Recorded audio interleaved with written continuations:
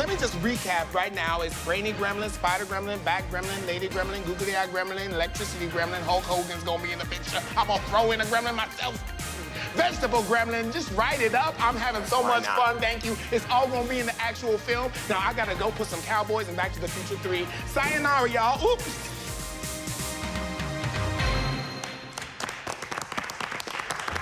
No, okay, you guys know that none of that is gonna be in the actual movie. Hey, everybody. Welcome to another glorious episode of Nerd with Dre and Jeff. I am Jeff May. I am Dre Alvarez, proud recipient of a 6 Degrees of Separation Nuggets championship, Jeff. You've got to be feeling good about this. I swear to God. That was a, yeah, you'll notice we are starting season 4. And boy, do we have a doozy of a season coming for you guys. We're very excited about this. Dre and I have been sort of back and forthing how we want to do this season for a couple of months now. And this is very exciting that we get to do this. It is technically a week late because the first of the month was a Thursday, but that doesn't count. Well, I'm loving this for a few reasons, Jeff. Yeah. Let's start off with the movie we're going to talk is Gremlins 2.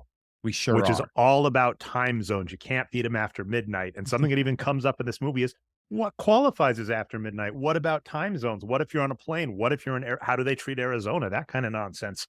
And what I'll throw to you is this show is late by our rules. The rules you set up initially when we started was third Thursday of the month.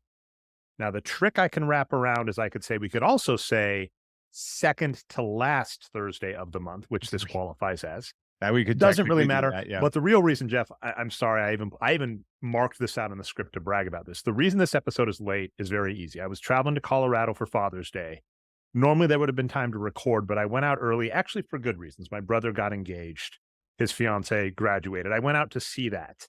But you had like a lot of shit to deal with in Colorado. Colorado had a lot of reasons for you to go. Congratulations, Dan. Hell yeah, awesome. Dude. But the big thing that got in the way, Jeff, is on Monday night, I managed to get tickets to the Denver Nuggets against the Miami Heat Game 5. And, they did me a solid, and they decided, what if we win the only championship in Denver Nuggets history on that night? That's I got to see it with my brother, my dad, and my son. And I'm like, man. I love this show. I feel really bad. If you cancel this show over that, I'd be like, yeah, that makes sense. Like that's. Well, I didn't know, but it happened. But yeah, you got a once in a lifetime opportunity. It was wild. You took it. I saw the Red Sox win a Game 5 in Dodger Stadium. It's like it's crazy. Speaking of absurdity, transitions here. Let's do that shift to Gremlins 2 because Gremlins 2 is a favorite movie of mine in execution, which is to say. It's not my favorite movie. It's not even technically my favorite Gremlins movie, but I like the idea of it more than I like the idea of Gremlins. And that's because it's a very unique one-of-a-kind film. And we're going to dive deep into this, but it's the only film that I can think of that was a parody of itself being made based off of a viable franchise. So, yeah, and by the way, I think we kind of mentioned the theme of this season, and I'm annoyed at how well this clicked together. Because as Jeff noted, we've been going back and forth for months. My initial thing was just Ernie Reyes Jr. because the 30th anniversary of Surf Ninjas is in August. Oh, yeah. Which Nick Cowan, go listen to that episode of Jeff Has Cool Friends. Absolutely great episode. And there is a Surf Ninjas episode on the Gamefully Unemployed, which you should listen to. So, heck yeah. Amazing stuff. But the 30th anniversary of that's coming up. And I said, hey, it'd be really cool to have Ernie Reyes Jr. as a tangential topic on the 30th anniversary. And from that, we got Teenage Mutant Ninja Turtles 2. So spoilers, you can figure that out. Yeah. And we were battling back and forth to kind of think of a good throughput. It was weird because I was fighting against something that I would really enjoy doing because your ideas were Ninja Turtles 2, Surf Ninjas, and Final Foo. But Final Foo, for one, you can't legally watch it. You can't unless you somehow got it on DVD, which I don't even know if that exists. But beyond that too, I don't think anybody was going to want to listen to the episode. I was like, that's not a show that means anything to anybody. So I trust that people like our show, but we're not showing up in any search engines that month. And so I was like, I don't think we should do Final Foo, in spite of the fact that I've gone on record as saying I absolutely love Final Foo.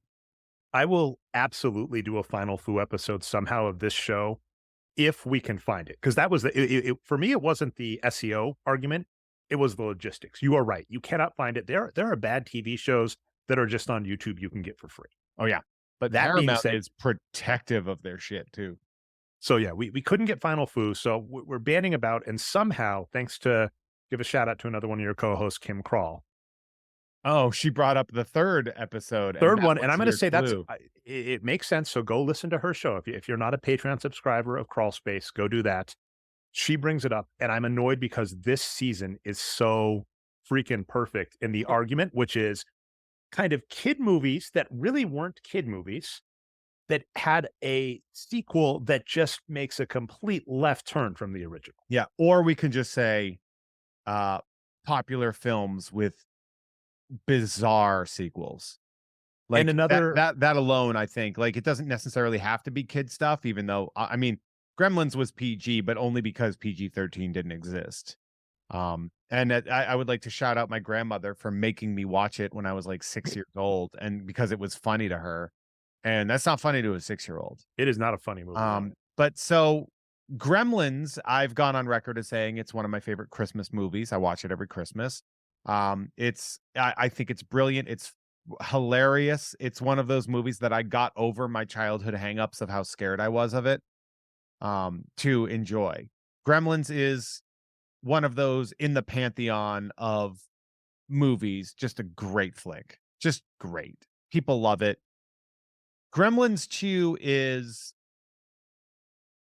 people don't get it, or they don't necessarily understand like what the point of Gremlins 2 is. Gremlins 2 is, first off, Joe Dante did not want to do it.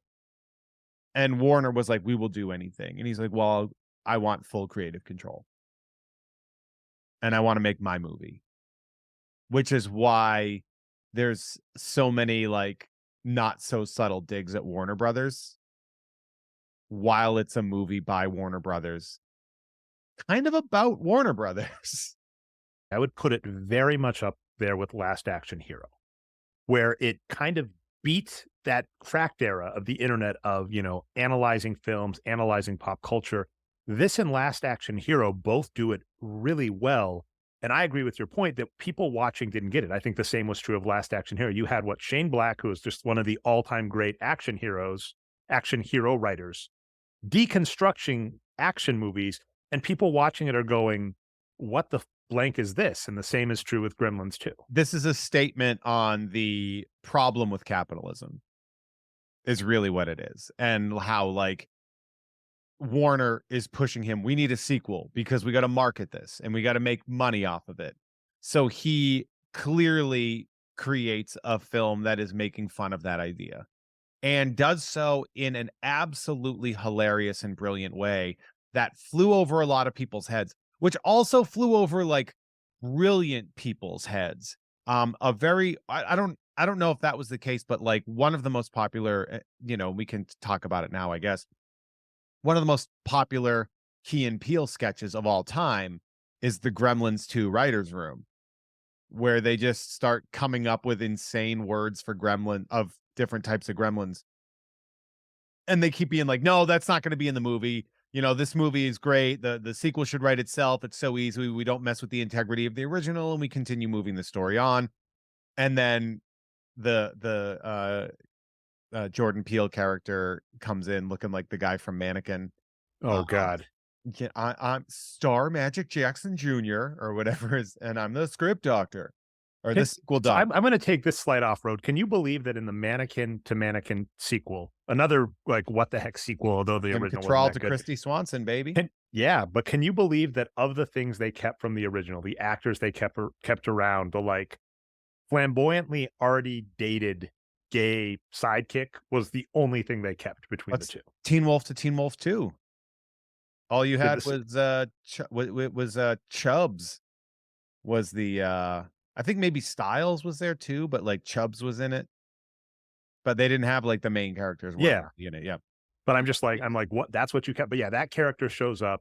And to your point on this Key and Peele sketch, really, this gets into an interesting question of, is the Key and Peele sketch making fun of Gremlins 2, or is the Key and Peele sketch funny because it is 100% describing what happened and they get it? And I'm curious your take. Do you think they got the joke and just recreated it, or were making fun of Gremlins I don't 2? know. I don't know if I mean, it seems like they're both geniuses. So it would be very hard for me to say I don't think they got the joke of Gremlins 2. But my job has been specifically to deconstruct and understand not just what a movie is saying, but why a movie was made in the first place, right? Like that's part of what I do. And this one, you can see what Joe Dante is doing if you read the subtext of it.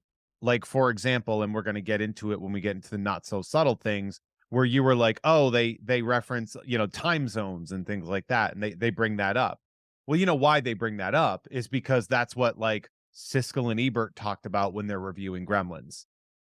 And so they bring up in this film, they bring up people making fun of the rules and immediately cut that argument out by having a gremlin explode and just start biting a guy in the throat. So I have failed every time to do a quick synopsis, and I'm assuming we'll do a full synopsis and break apart Pete's, but I'm going to see if I can speed up the synopsis to that point that you're talking about to talk that scene, because I have a lot of thoughts on that scene. Sure. So namely, Gremlins 2 doesn't make a lot of sense. We have an old, like one of the most stereotypical to the almost point of offensive Chinese shops with an old Chinese actor who, by the way, sad note, dies right after this movie comes out. And the premise to start is this big conglomeration says, hey, we just want to buy your shop to put a new Chinatown where you are now. Yeah. And he says, I'm not selling the premise of Up, but unlike the happy ending of Up, he just dies. And then they demolish 6 weeks his shop. later. Yeah. They demolish his shop. It's annoying where I have like pedantic questions, but they're not plot holes where I'm like, wait, really? Like 6 weeks after, there's not any escrow. No one has to put up like a lien on the thing. They just destroy it. They don't clear it out. But that's not actually a plot hole. Not with Daniel Clamp's money. Big companies do stuff like that all the time where you're like, wait, don't you want to actually see if there's anything of value in this shop you just acquired? And they're like, nope. I don't care. That's not the point. So, yeah, exactly. And Gizmo, the Mogwai from the first movie, the Furby from the first movie, was still in the shop. He manages to escape and is captured by these creepy twins. It's like Dan and Don. They're famously done. The Stanton twins, I believe is their name. The Stanton twins. Yeah. And like they show up on like Erie, Indiana. So that's their shtick. So basically these creepy Martin twins. And they're Terminator 2. Oh, yeah, that's right. Because that's how they saved on the security guard and the copy of the security guard. Yeah. Look at Jeff knowing stuff. Okay. So James Cameron loves a twin double. Oh, and that's right. Linda Hamilton, right? Her sister. Yeah. Oh, there we go. All right. So they find him in the alley and are like, let's do experiments on him. So that's the case. And then, of course, and we might rediscuss this part of the movie, but basically through classic things, Billy finds out that Gizmo is here. Billy is the hero of the first Gremlins movie. And, he got Gizmo as a pet. Gizmo, for those that don't know Gremlin lore, do you want to say the 3 rules, Jeff? Yeah. Okay. So there are 3 rules. Obviously, keep them out of light. Light will kill them. They are harmful. Sunlight is allergic, like an allergen or whatever it is, kills them. The brighter the light, the more violent the reaction. 2, never get them wet because that's how they multiply. They multiply asexually through, I'm guessing, just water because beer apparently doesn't do it, but whatever. And then the 3rd one is obviously don't feed them out after midnight. That causes them to go into the pupal stage and then become their sort of final form. And from there, that's which is this creepy reptilian goblin yes. thing that you should all know if you're listening to something on Gremlins 2 or whatever. Now, it is important to know that they are that the twins work at a genetics lab that happens to be at this giant, what is essentially an office building / mall. That is there. It is literally this synthesis of pure capitalism. It's a very RoboCop Demolition Man thought of the future where you essentially have a giant capitalist, really a Donald Trump analog, really a name only, but obviously a Donald Trump. No, in action too. Look at his book.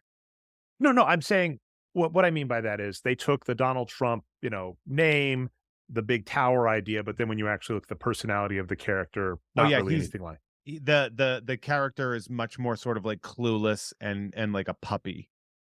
That Yes, is, he's just like a cat. Whereas Trump is I mean, but we got to remember, like, we know him through the hindsight of like an evil presidency. Whereas like back in the day, Donald Trump was just the guy in like, big New Yorker commercials and Home Alone 2. It was kind of annoying because he was known. Like, I mean, Back to the Yeah, of Future course. 2 referenced him. And it is annoying in the pop culture sphere, in like, the upper echelon where it's like considered rude to be uncouth about fellow people, even though everybody knows. That made the Trump presidency extra annoying when after the fact you had a bunch of people saying, oh yeah, I knew he was, I knew he was terrible. I knew he did all these things. And it's like, yeah, the time to say that was before. Saying it Yes. now makes it less than useless. But anyway, moving on with the movie. So this vision of the future of this skyscraper where a bunch of people work that houses all sorts of different industries. As you mentioned, there's a geneticist lab there, as well as basically having a shopping mall, and then of course selling itself, and it's purely automated. So the vision of the future. So the future eating the past again when we're talking not so subtle points in this movie that comes up. So they get Gizmo, they get him in that. Billy happens to work there, him and his fiance, girlfriend, Kate, played by Phoebe Cates, both work there as well. He works there as kind of an architect, which is the easy analog for writers, is what it is.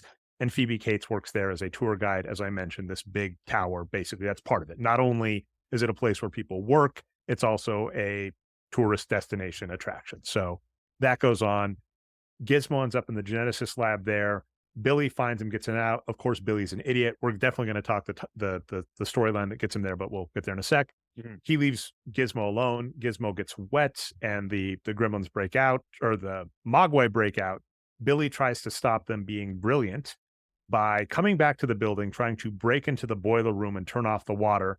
Shocker, Billy gets arrested. So he's in jail all night while the Gremlins actually, He gets gestate. arrested by the limo driver from Blank Check. How many? Okay, yeah, we'll definitely be just scattering that out. But I mean, the that guy's number of also in like The Burbs and stuff like that. That guy's great.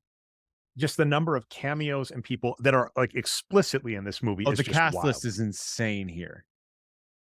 But and we'll definitely be putting some. But anyway, so Billy comes back the next day, and this is the scene you're talking about. So Billy comes back to the building. They're like, "What are you doing here? You clearly were fired." He's going, "No, these evil monsters are here," and he's trying to explain it. And as he's doing it, he's getting mocked by the people. And then while he's in the process of getting mocked, a gremlin pops up and attacks. That's our call to action, the first thing. And what I'll stress is there was another movie, Jurassic World, I want to say, with Jake Johnson, which makes me sad because I love Jake Johnson as an actor. He's amazing in the Spider-Verse movies. Nobody knew Jurassic World was going to be as bad as it was. And it made money. I mean, that's the depressing part. But Yeah. anyway, so Jake Johnson's in that. And in the Jurassic World, like he's a character that's in there like complaining about how like the original was better. And it doesn't make any sense because he's like, oh man, this new stuff is terrible. The original is better, trying to be tongue in cheek to the people complaining about a new Jurassic Park movie. And someone could just raise their hand and said, the original was open one day and a bunch of people died. So what was better about Yeah. that? A bunch of people But- died in the soft opening. But to this one, the same thing is going on. These are the critics, and I know Kevin Smith did something similar, and I think Chasing Amy, where you're addressing your critics directly in the movie. And I mean, this one, but like Now, to be fair, the critics didn't say it was a bad movie. They just said there's so many unanswered parts of it. but what I love about this scene is that the response is correct. It's like, shut up, watch the movie. That really is kind of the point too, of like, they keep being like, oh, but what about this? What if something pops out of their teeth and goes down there? Like, what does that mean? And just abruptly killing the people that do that is just such a funny meta way of dealing with that argument. It's like such a shut the F up and watch the movie. It's like, stop worrying and just look at the carnage. And that was just really funny. Well, then also when we're talking like good script writing or good thing, I think a lot of times when movies have plot holes or things that bug you, it's when they give you enough time to think about it or don't present it in a way that is enjoyable, right? Too much of the tell, don't show. And so this is the good point of saying like, I'm not going to give these people time to sit still and think about these questions they're having because the movie is happening. Watch the movie. Damn right. All right. I can keep going with the synopsis. I've got one other like weird meta comment I forgot to mention that I know you're going to love. Which is? Namely, and I'm going to mess up the pronunciation, but of course the Warner Brothers logos, the Daffy Duck, Oh, the Daffy versus Bugs in the beginning, where they have Daffy a versus battle. Bugs versus Porky Pig. What happens is, obviously, the movie starts, Warner Brothers logo, Bugs Bunny is there. Daffy Duck shows up in the middle and says, "I'm taking over." And at the end of the movie, Porky Pig says the same thing, says that's awful, and Daffy Duck comes in. And this is actually explicitly Joe Dante saying, explaining very explicitly, "I'm breaking the fourth wall, I'm deconstructing this." And the animator Chuck Jones, he actually got Joe Dante, this was his pull, he got Chuck Jones to come in and animate new sequences for this movie. Oh, wow. With that exact point, that he wanted to deconstruct it. This is on the gremlins.fandom.com. This is actually on the Looney Tunes segment. So that's like, Yeah. so when you're what saying Jeff Bergman did Bugs and Daffy, right? that might be the case, you'd know the voices better. I wouldn't be shocked if you're actually friends. But yeah, Jones had quit animation, and then Joe Dante's like, "Come back for this," and obviously enticed him, going like, "I'm making a fourth wall breaking movie." And to even bookmark it perfectly, the intro and outro of the movie that have nothing to do with the movie are going to be deconstructing that and having people insert themselves incorrectly. So that's actually just brilliant. And as a reminder, Joe Dante gets to do the Looney Tunes movie that he wanted to do too when he gets to do Back in Action. Have you seen that? Any good? It is a much better movie than it gets credit for. Well, I'll take it. Yeah. Anything else you want to do on the synopsis? There are tons of areas to go. Well, Jeff. I mean, you only got really halfway through. Didn't you? I'm saying, do we want to continue? I can keep doing beat by beat. Yeah, well, we can can go do back. the general idea too is that we talk about through the synopsis, we get exposed to certain characters. We get Marla Bloodstone, who is Billy's middle management boss, whose whole job is to just be middle management. She's a climber without talent. You'll notice that we never see a talent from her the whole time. She's just a climber, and all she cares about is her career. To which point she even tries to sleep with Billy because she thinks it'll be good for her career, because Billy met Mr. Clamp, and Mr. Clamp really liked him. That was a very dated 80s, 90s trope, but one thing that I did appreciate. So Wait, we're which introduced trope? to the affair just, part? just like, a lot of times, a lot of 80s and 90s movies are very cruel towards women and are just like, they're just bloodsuckers.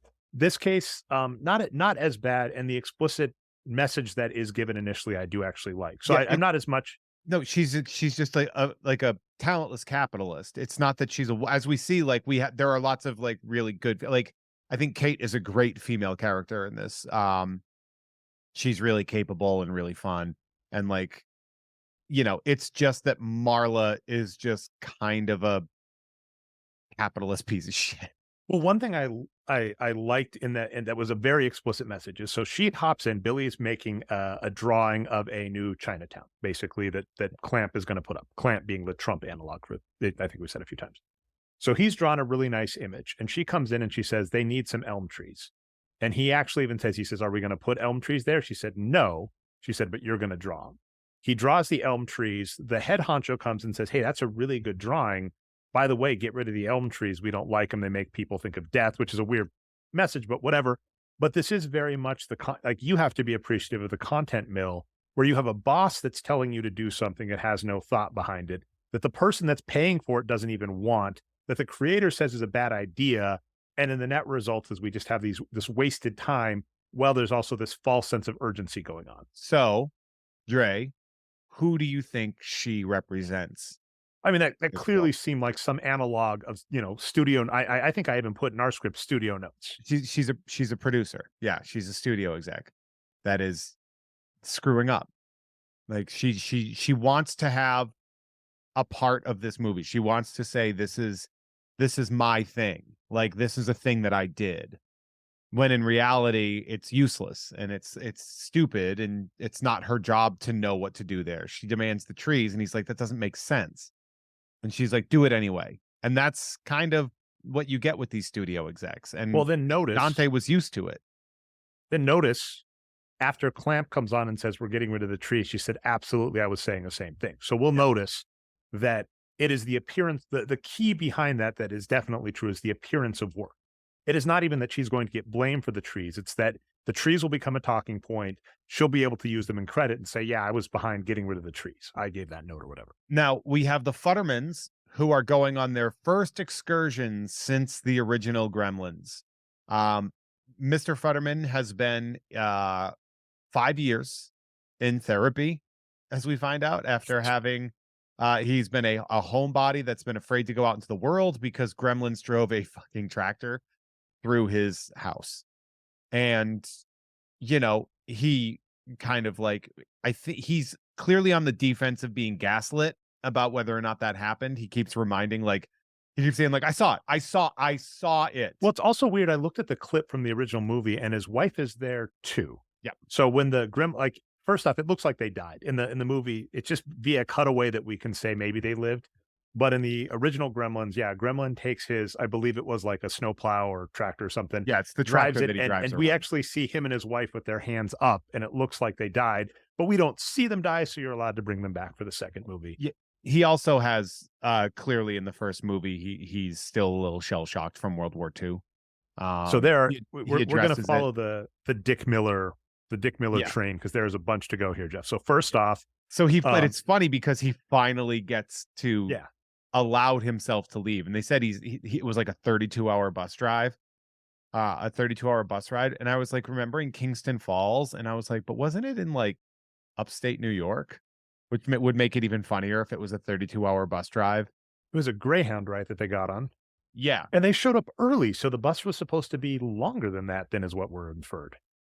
no, they took it earlier. Because yeah, basically, kind of the call to action, right? As we mentioned, Billy gets Gizmo. It's Gizmo, Pennsylvania. So it's a small town in Pennsylvania, but there's a 0% chance 32 hours that it would take 32 hours to get to New York City from Pennsylvania, which is to like connect these two extra pieces. funny. To connect these two pieces of plot, Billy finds Gizmo in the lab, hides him in his desk. He's going to take Gizmo home, but then his boss, all pleased about his image getting credit from Clamp, says, we're going to go out to dinner. And of course, since it's his boss, it's a very, she's taking advantage for authority. Billy doesn't want to. She pushes. He says, fine, I'll go. He tells Phoebe Cates, his girlfriend Kate, go pick up Gizmo. In the time that happens, this was very explicit. Forget his name, but the actor that used to play Gomez on the original Addams Family. Oh, that's John Aston. Thank you. There we go. Father So- of What do we got? Samwise Gamgee. All right. Oh, rip. He should have been in this movie too, because Corey Feldman was in the original movie, but I mean, probably just ran out of time to get. Yeah, it was all John these. Aston. He was also a Riddler in Batman 60 and the 1966 Batman. I did not and read Frank one of Gorshin, yeah. several, right? Yeah, it was him and Frank Gorshin. Yeah. Yeah, the number of like Batman, Warner Brothers, classic IP stuff in this film is just amazing. But he shows up briefly as a janitor, and this is very clear. Again, the not subtle point. So he comes up, and there is an automated water fountain that's screwing up, and he's just like, "What are they doing? The original was so much better. The original worked fine. Why did they do this new thing?" As he's repairing the new one. Not subtle to have someone. No. But that causes and he doesn't fix it, and he just goes, to hell with it. He's rambling the whole time. Like the whole time, no matter what, he's just rambling. And then later it even shows him sitting on a phone. Just talking about like how miserable he is. It's very funny. Oh, nice. I missed that he was on the phone later in the movie. But he's sitting on somebody's at somebody's desk making a phone call. Nice catch. But while he's doing that, the water fountain sprays Gizmo. Gizmo gets wet. Gizmo, it's 4 total, right? 4 new gremlins that he gives. Yeah, we get 4 more distinct evil Mogwai than what we get in the first one. The first one, they're all pretty non-distinct except for Stripe. Has the mohawk, obviously, and he's the leader. That's like the silverback, I guess, of that group. These ones have more distinct. Like they have one that's like goofy and hyperactive and like very slapsticky. We have one that's like a goofy, more of like a one that's more like a kind of like a bully energy. And then we have, what I always called like Stripe 2 or a Spike or whatever, but it would I forget. Yeah, they named him Mohawk, but he name. literally has like it's Spike 2. But anyway, but they get born and immediately they just, grab Gizmo, lock him in the wall. And then the fake one that you said, yeah, I hadn't even thought about this. He seems like a Looney Tunes character, but there are other ways you could interpret him. But the Looney Tunes character one is there. Phoebe Cates comes and grabs him and takes him home, doesn't distinguish him between Gizmo. Yeah, he And sounds like early Daffy Duck before Daffy was a foil for bugs, but more hopping around like hoo hoo hoo hoo. yeah. And yeah, when they get home, that's like the funny part is the Futtermans show up and are like, "Hey, we're here to visit," and they're dealing with the fact that Billy goes, "That's not Gizmo. That means that he's multiplied." There are potentially gremlins at the, we mentioned what happens when they rush back. So He's like, we got to get back to the office. Bye. and so they're kicking the Futtermans out as this goes along. And I mean, that's definitely interesting where that connects to the first movie. There's not really a lot going on there. I'm gonna use this again when I'm talking about the Dick Miller, that's the actor who plays him. There's so much fun here. The two easy ones. He's a former boxer, Jeff. So you got to appreciate that. I love He Dick did Miller. Great did documentary about him, by the way.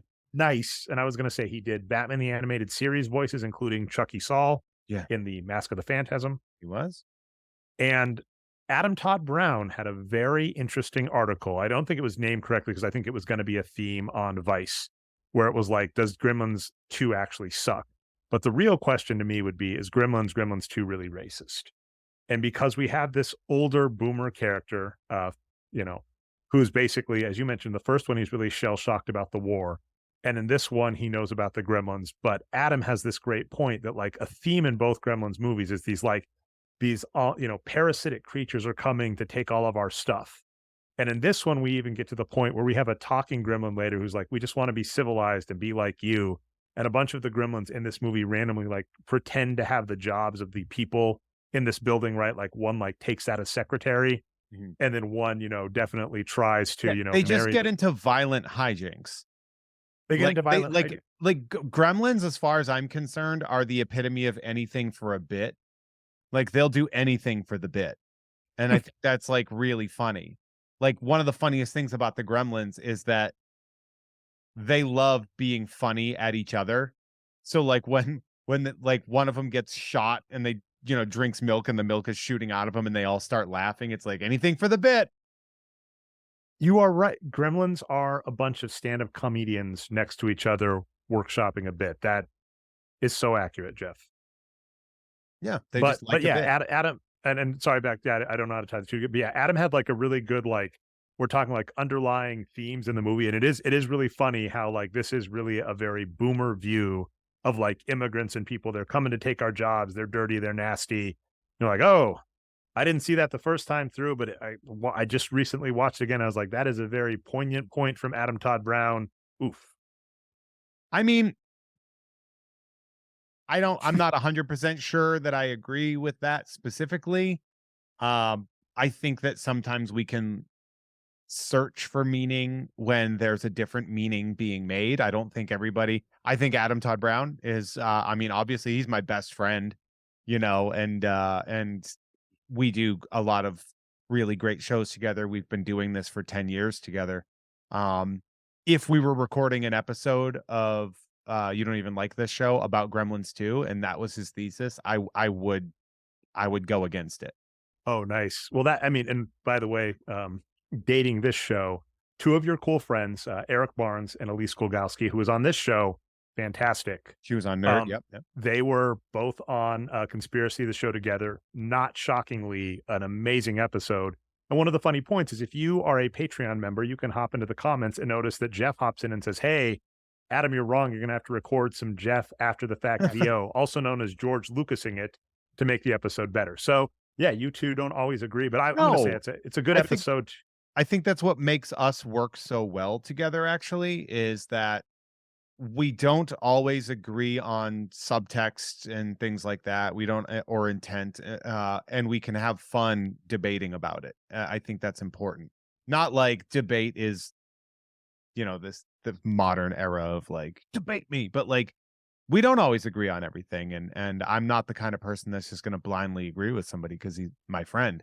I don't think that Gremlins is an immigration parallel, and Gremlins 2 is absolutely is not. It is it is absolutely a takedown on movie making, capitalism, and the stupidity of demanding a Gremlins 2 be made.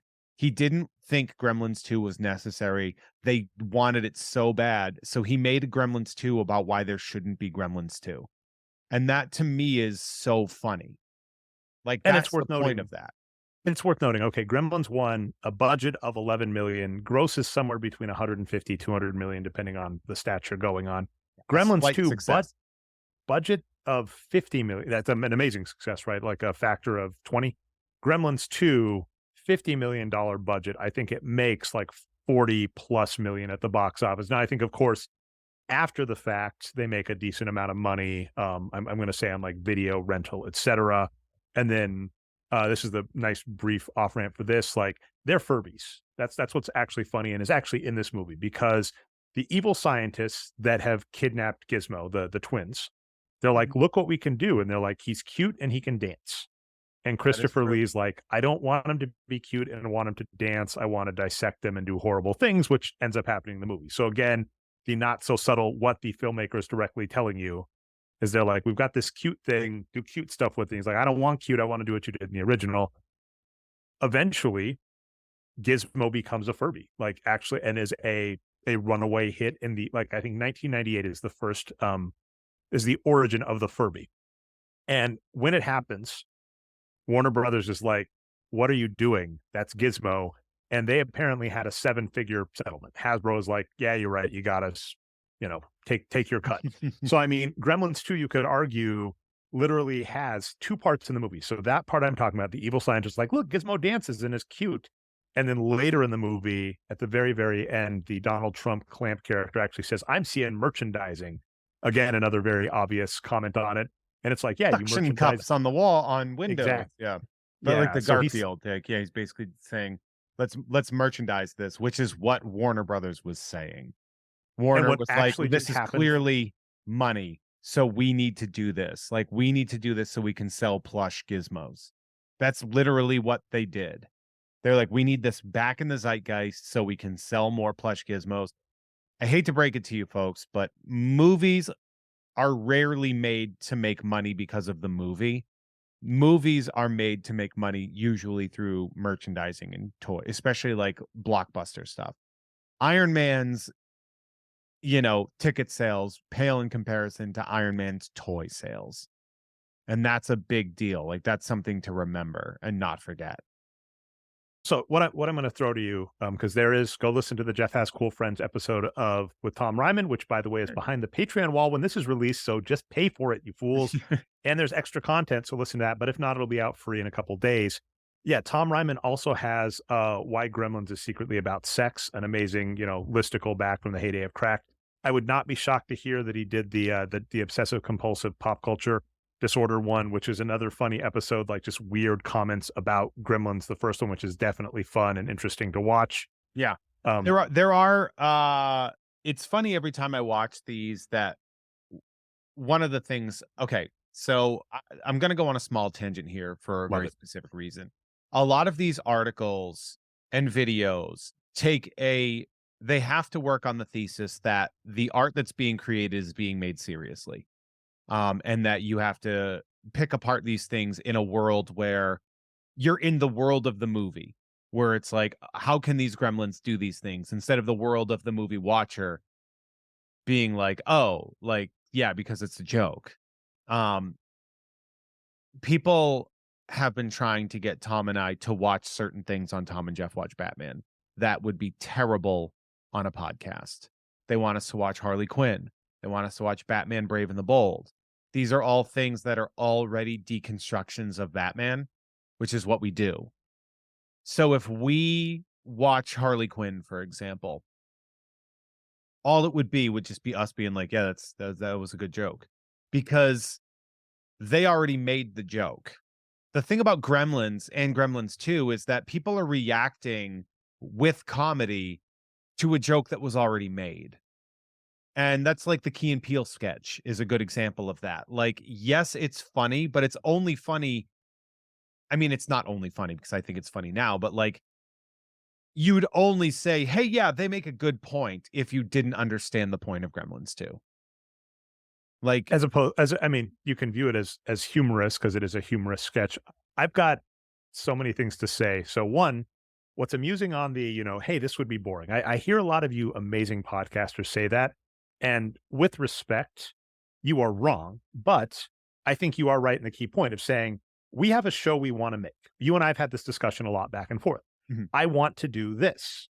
I could do that. It's the classic Jeff through line of you're not going to have a history podcast, although Nerd has inadvertently become a history podcast. So there we go. But you're just going, we could do that show. I don't want to do that show. I could write, we could make fun of old Super Friends episodes because that's hilarious and funny. And we can have riffs and talk about, Batman riding a dolphin or something. Or we could do a very serious analysis of some great work. You could do a very serious deconstruction of that. And that's not what we want to do. So I think sometimes you do it's like that putting a wouldn't be hat an on a hat. Like, the point is that Harley Quinn already does that job. Harley Quinn does our job for us better because they're creating that. Our show is a reaction more than it is a creation. I mean, certainly we created the show and we created our bits, but they are reactive. There's no sense in creating reactive comedy off of created comedy like that. It's already a deconstruction of why the Batman universe is silly in of itself. It already makes the jokes that we would make. So we can't beat it. We can't do that. Like, we can beat Batman Forever. Like that, we could do that. We could do an episode on Batman Forever every week. Like, you could do Batman Forever, Forever. Yes.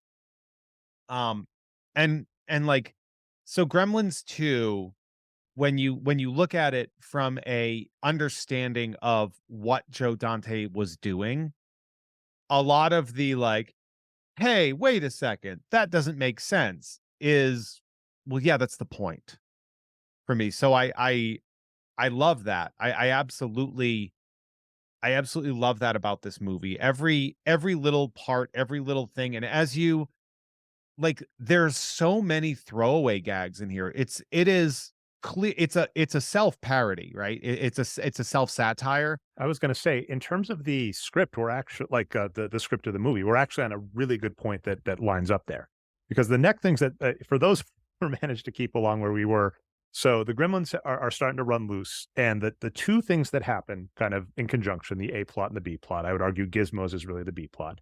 The A plot is the Gremlins destroy a cooking show, and the cooking show itself is another one of these, Microwaving with Marge. Yeah, because it's a classic cooking show, but the person doing it clearly hates what she's doing. She's an older lady that, probably used to do a real cooking show. Well, I don't think she hates it. She seems stoked about it. She's just a drunk.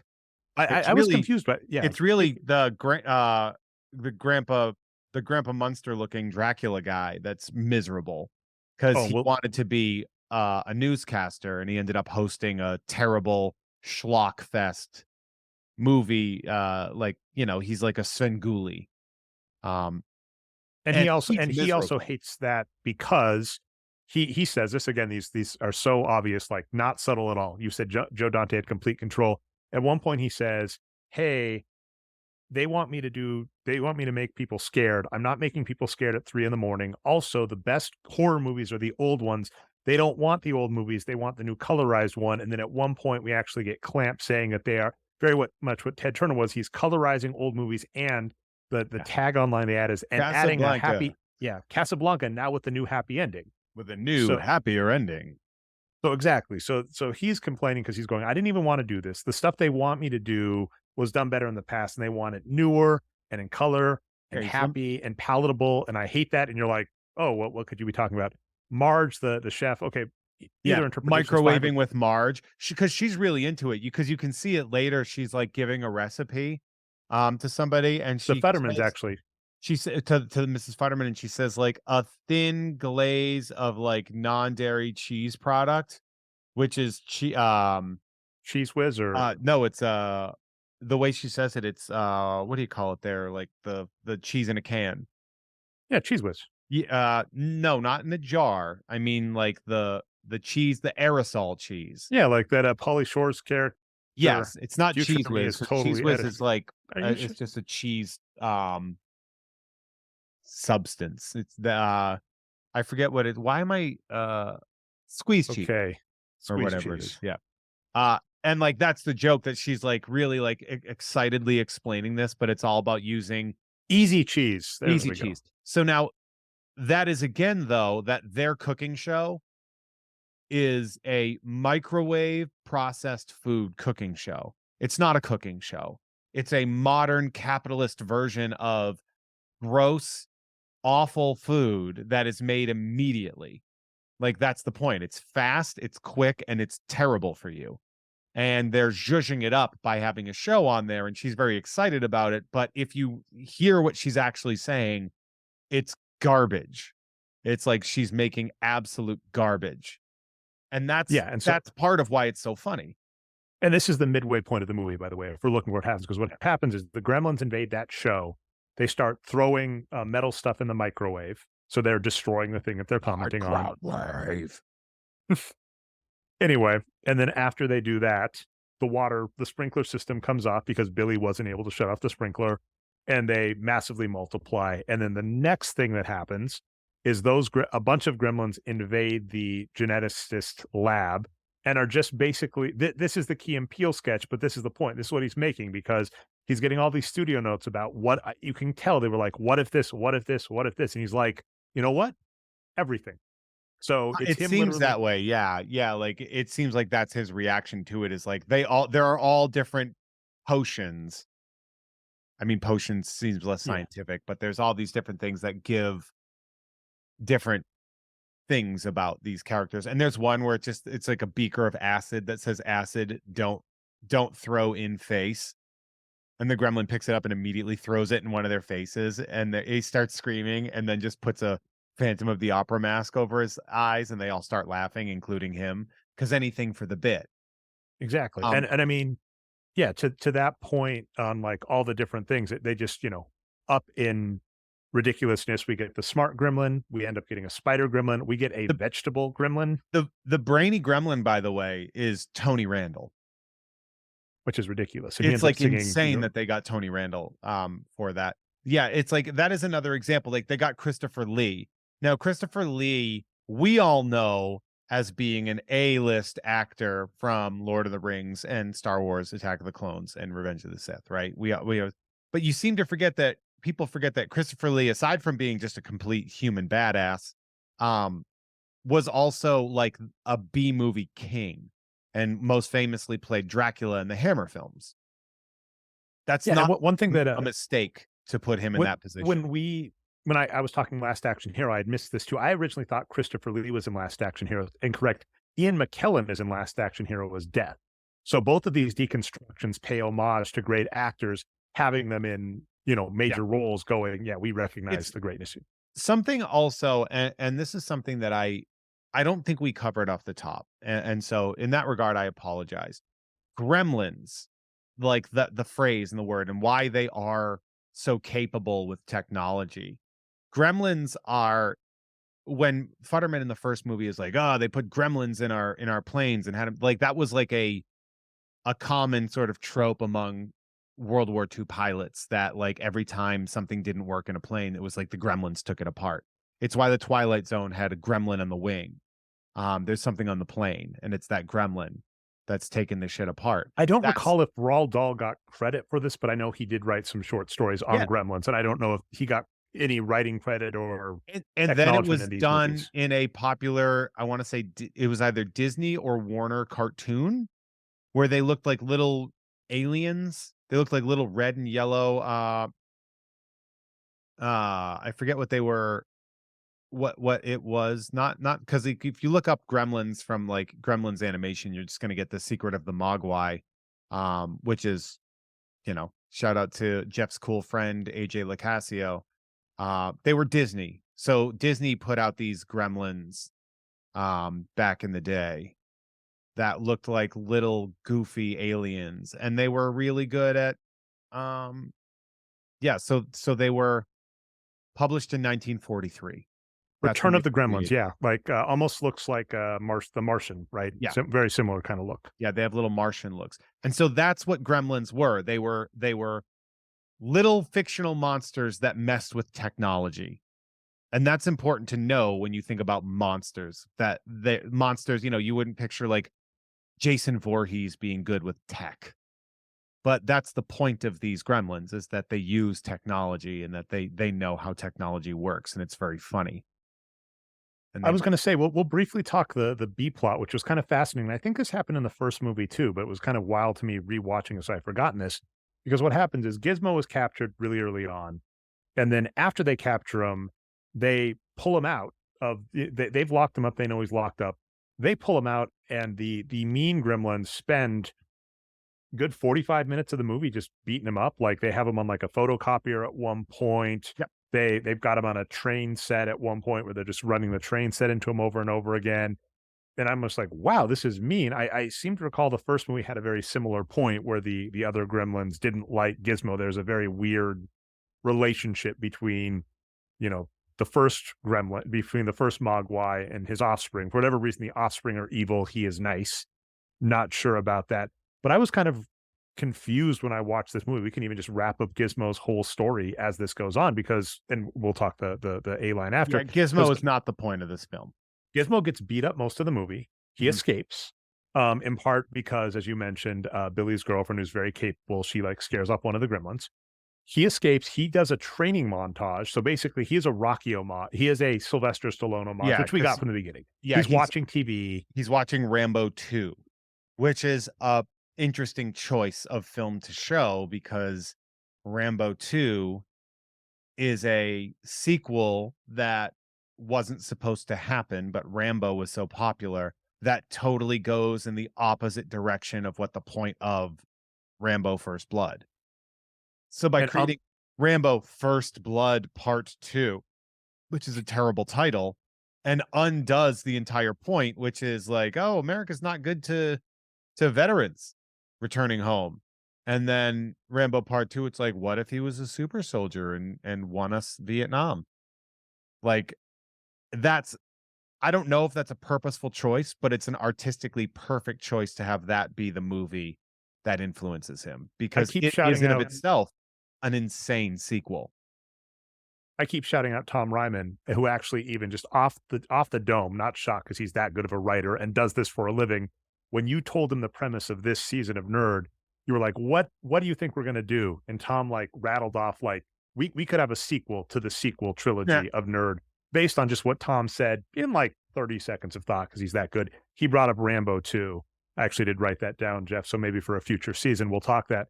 But yeah, so basically Gizmo is watching TV inspired by Sylvester Stallone films. So this movie, all he does a training montage that's played for laughs, right? He's like trying to bulk up. You'd probably have some opinions on how he should do the medicine bag. You actually teach people professionally how to do that. You probably can be like, fairly Gizmo, professionally, by the way. Here's what you're doing. If you get paid money for it, it's professional. We're moving on, Jeff. But Gizmo can't do the medicine bag. He trains up. And then eventually he like makes a bow and arrow out of office supplies. At one point, Mohawk, rubber band, pencil with flammable whiteout to make an explosive flaming arrow.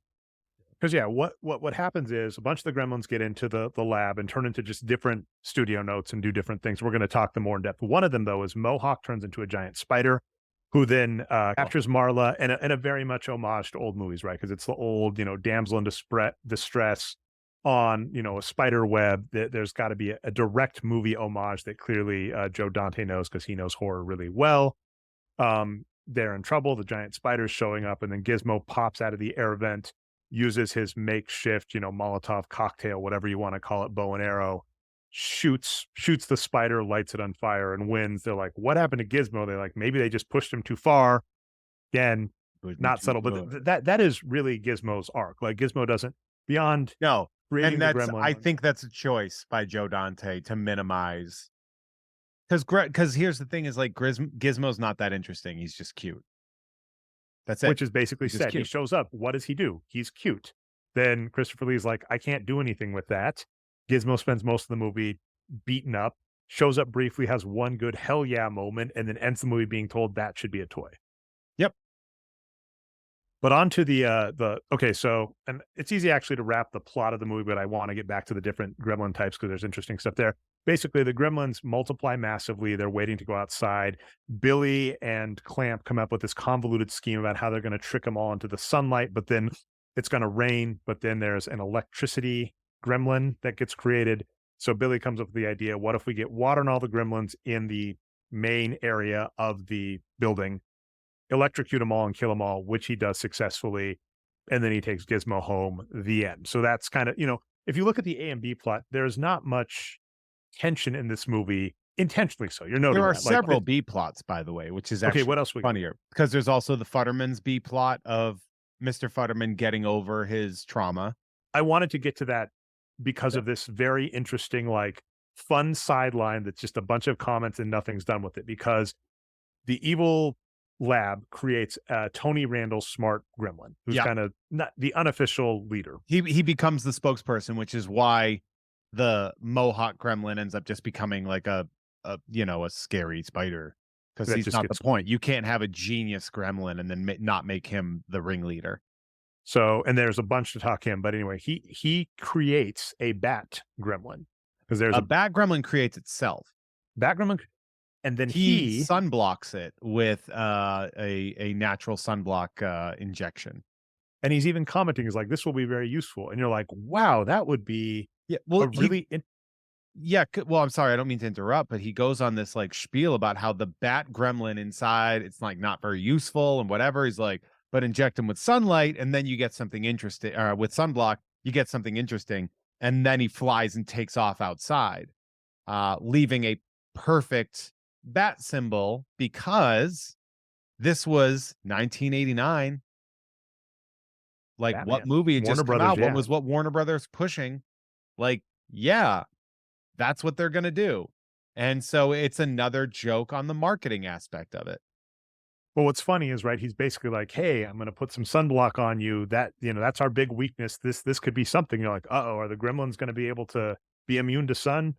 And know what happens, as you mentioned, the bat gremlin ends up being the capper on the Futterman storyline, that he flies out of all the people in New York, finds the Futtermans and starts attacking them. Mr. Futterman's like, see, I'm not crazy. He gets concrete on him, and then what's the cathedral that it ends up on? Eva Marie's saint.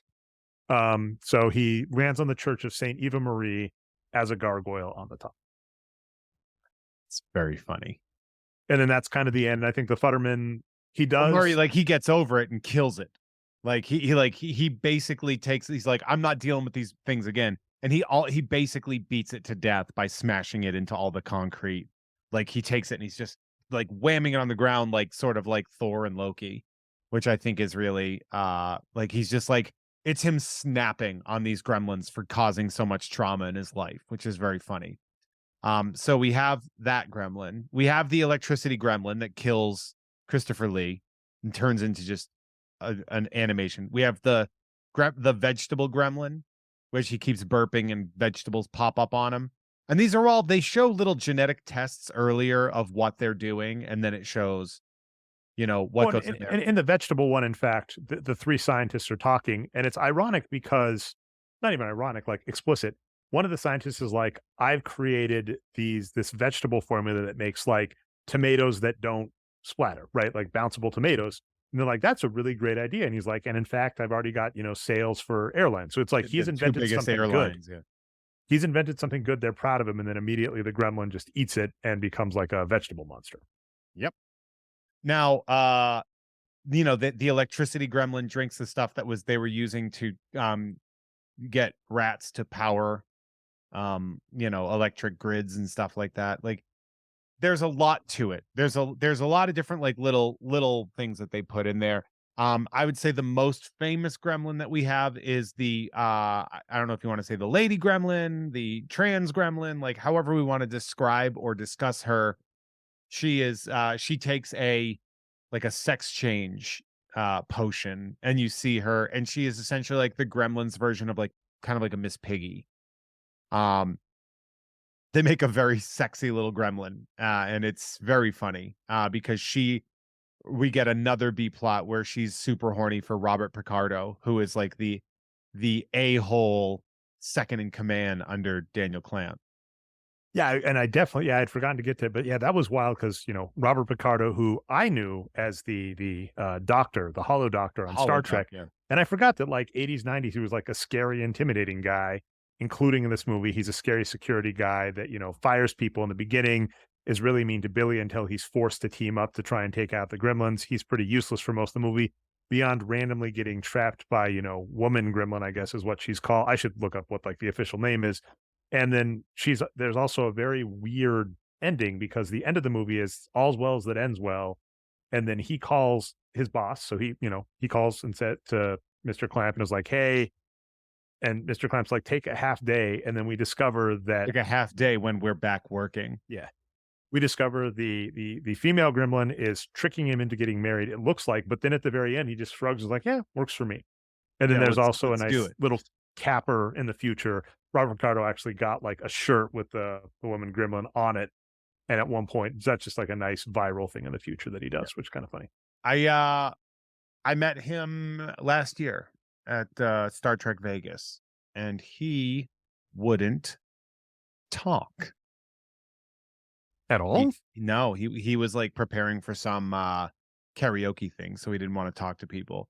My friend Lisa, who I go with, like was getting something like a picture signed because she loves him, his character and everything.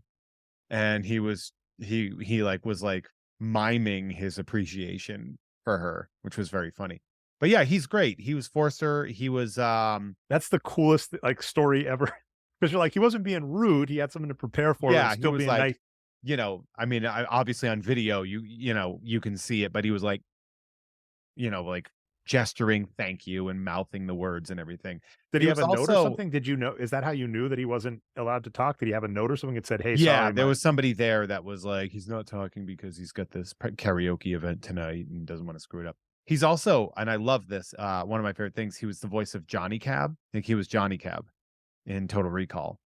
Oh, nice. Yeah, which is Like, just, yeah, I mean, that was when I was like, here is a warning to anybody looking at this movie. If you're the type of person that falls down the IMDb rabbit hole, which I guess I knew, but like actually showed up recently on a Gamefully Unemployed episode with Tom and Dave, where Dave's like looking up IMDb and Tom's just like, yeah, this is just something you do. This is a trap. Gremlins. Oh, yeah, 2 you'll is be an here all day. absolute trap. Do not go to the IMDb. If you are preparing for a podcast, I say this is someone who did this. Do not, whatever you do, go to IMDb, especially if you're a pop culture nerd and are looking for Batman connections, scary movie connections, future thing connections. It is wild. And that was explicit. As we mentioned with Joe Dante, he had a lot of like explicit homages to old characters that he's putting in here specifically. And then, like Breaking Bad people just show up out of nowhere, just because they're just like on the SWAT team. yeah, they were just, that was just, they were young actors at the time, but like Kathleen Freeman, who played Microwave Marge, like that alone, like don't go down that IMDb but rabbit hole because you'll be there for a year. Like she's been in everything. She's a super prolific voice actor. She's been in Batman Beyond, like all these different, like she's been in a million things. Like that's a lot. That happens a lot here. I got to ask Jeff, this is a fun bingo question because you mentioned at least one. How many people in this movie have you met, tangentially friends with? I think you mentioned that Billy follows you on Twitter. Am I wrong there? Yeah, that was a while ago. Let's see. Howie Mandel, obviously. Zach Galligan. I have met with and conversed with, but I wouldn't say we're really friends with John Glover. Follows you on Twitter though. I mean, if No, we're just John. talking I'm saying connections. John Glover. Okay. Oh, you've met John Glover? Oh yeah, at Los Angeles Comic-Con last year. Was it last year? I was back with my old friends from that hashtag show, and we were doing interviews with people, and he was one of them that came by, and he was really nice. He had a big beard. Robert He goes on to be Lionel Luthor on Smallville, which is what as I was watching, excuse me? Yeah. So Robert Picardo, obviously, I'm going through. I've never met. Let's see. As we go through, as we go lower, it's probably going to be less and less. But And some of these people are like historic icons that have passed. Like the one I Yes. was mentioning, I forgot to mention this. Robert Prosky, who plays the Dracula character, who wanted to be a news anchor, found himself as a horror host. That's becoming obsolete. And then his like nice storyline is he realizes no one can get into the building. he finds a guy, the rough guy from 16 Candles, who's a camera, like enthusiastic tourist taking lots of pictures. Yeah. The fun line is he says, "Do not operate a camera." The guy says, "I am a camera." Yeah. He gets him a news camera, follows him around. He's actually reporting. He interviews Brainy Gremlin. That's Robert Prosky. He was also the usher in Last Action Hero. So like Robert Prosky is the ultimate of like deconstructive movies from early 90s. I'm also friends with Kirk Thatcher, who was a puppeteer and Gremlin voice. Oh, nice. He's been in a lot of stuff. Most recently the director of Muppets Haunted Mansion, as well as one of the main characters in Werewolf by Night. And then we've mentioned this before. You interviewed Constantine, who turns out the voice actor for Constantine goes on to voice Kermit. So like you knew the current Kermit before. Oh Kermit yeah, was Constantine, the world's most dangerous frog. Yes, the world's most dangerous frog. Yeah, no, I've had a weird life. So I do weird shit. It's fine. One of the things that we do gloss over is the fourth wall break. Oh yeah, the explicit one, which was in the middle of the movie. It just stops. And what happens is the Gremlins hijack their own movie in the theater. The usher comes down. Is the usher someone famous? I was trying to place him. He seems like that was somebody. I could be wrong. Yeah, the usher was a pretty his name is Paul Bartle, as an actor, and he used to be in a million things. He was a character actor. It would be like having the guy who played Ned Ryerson.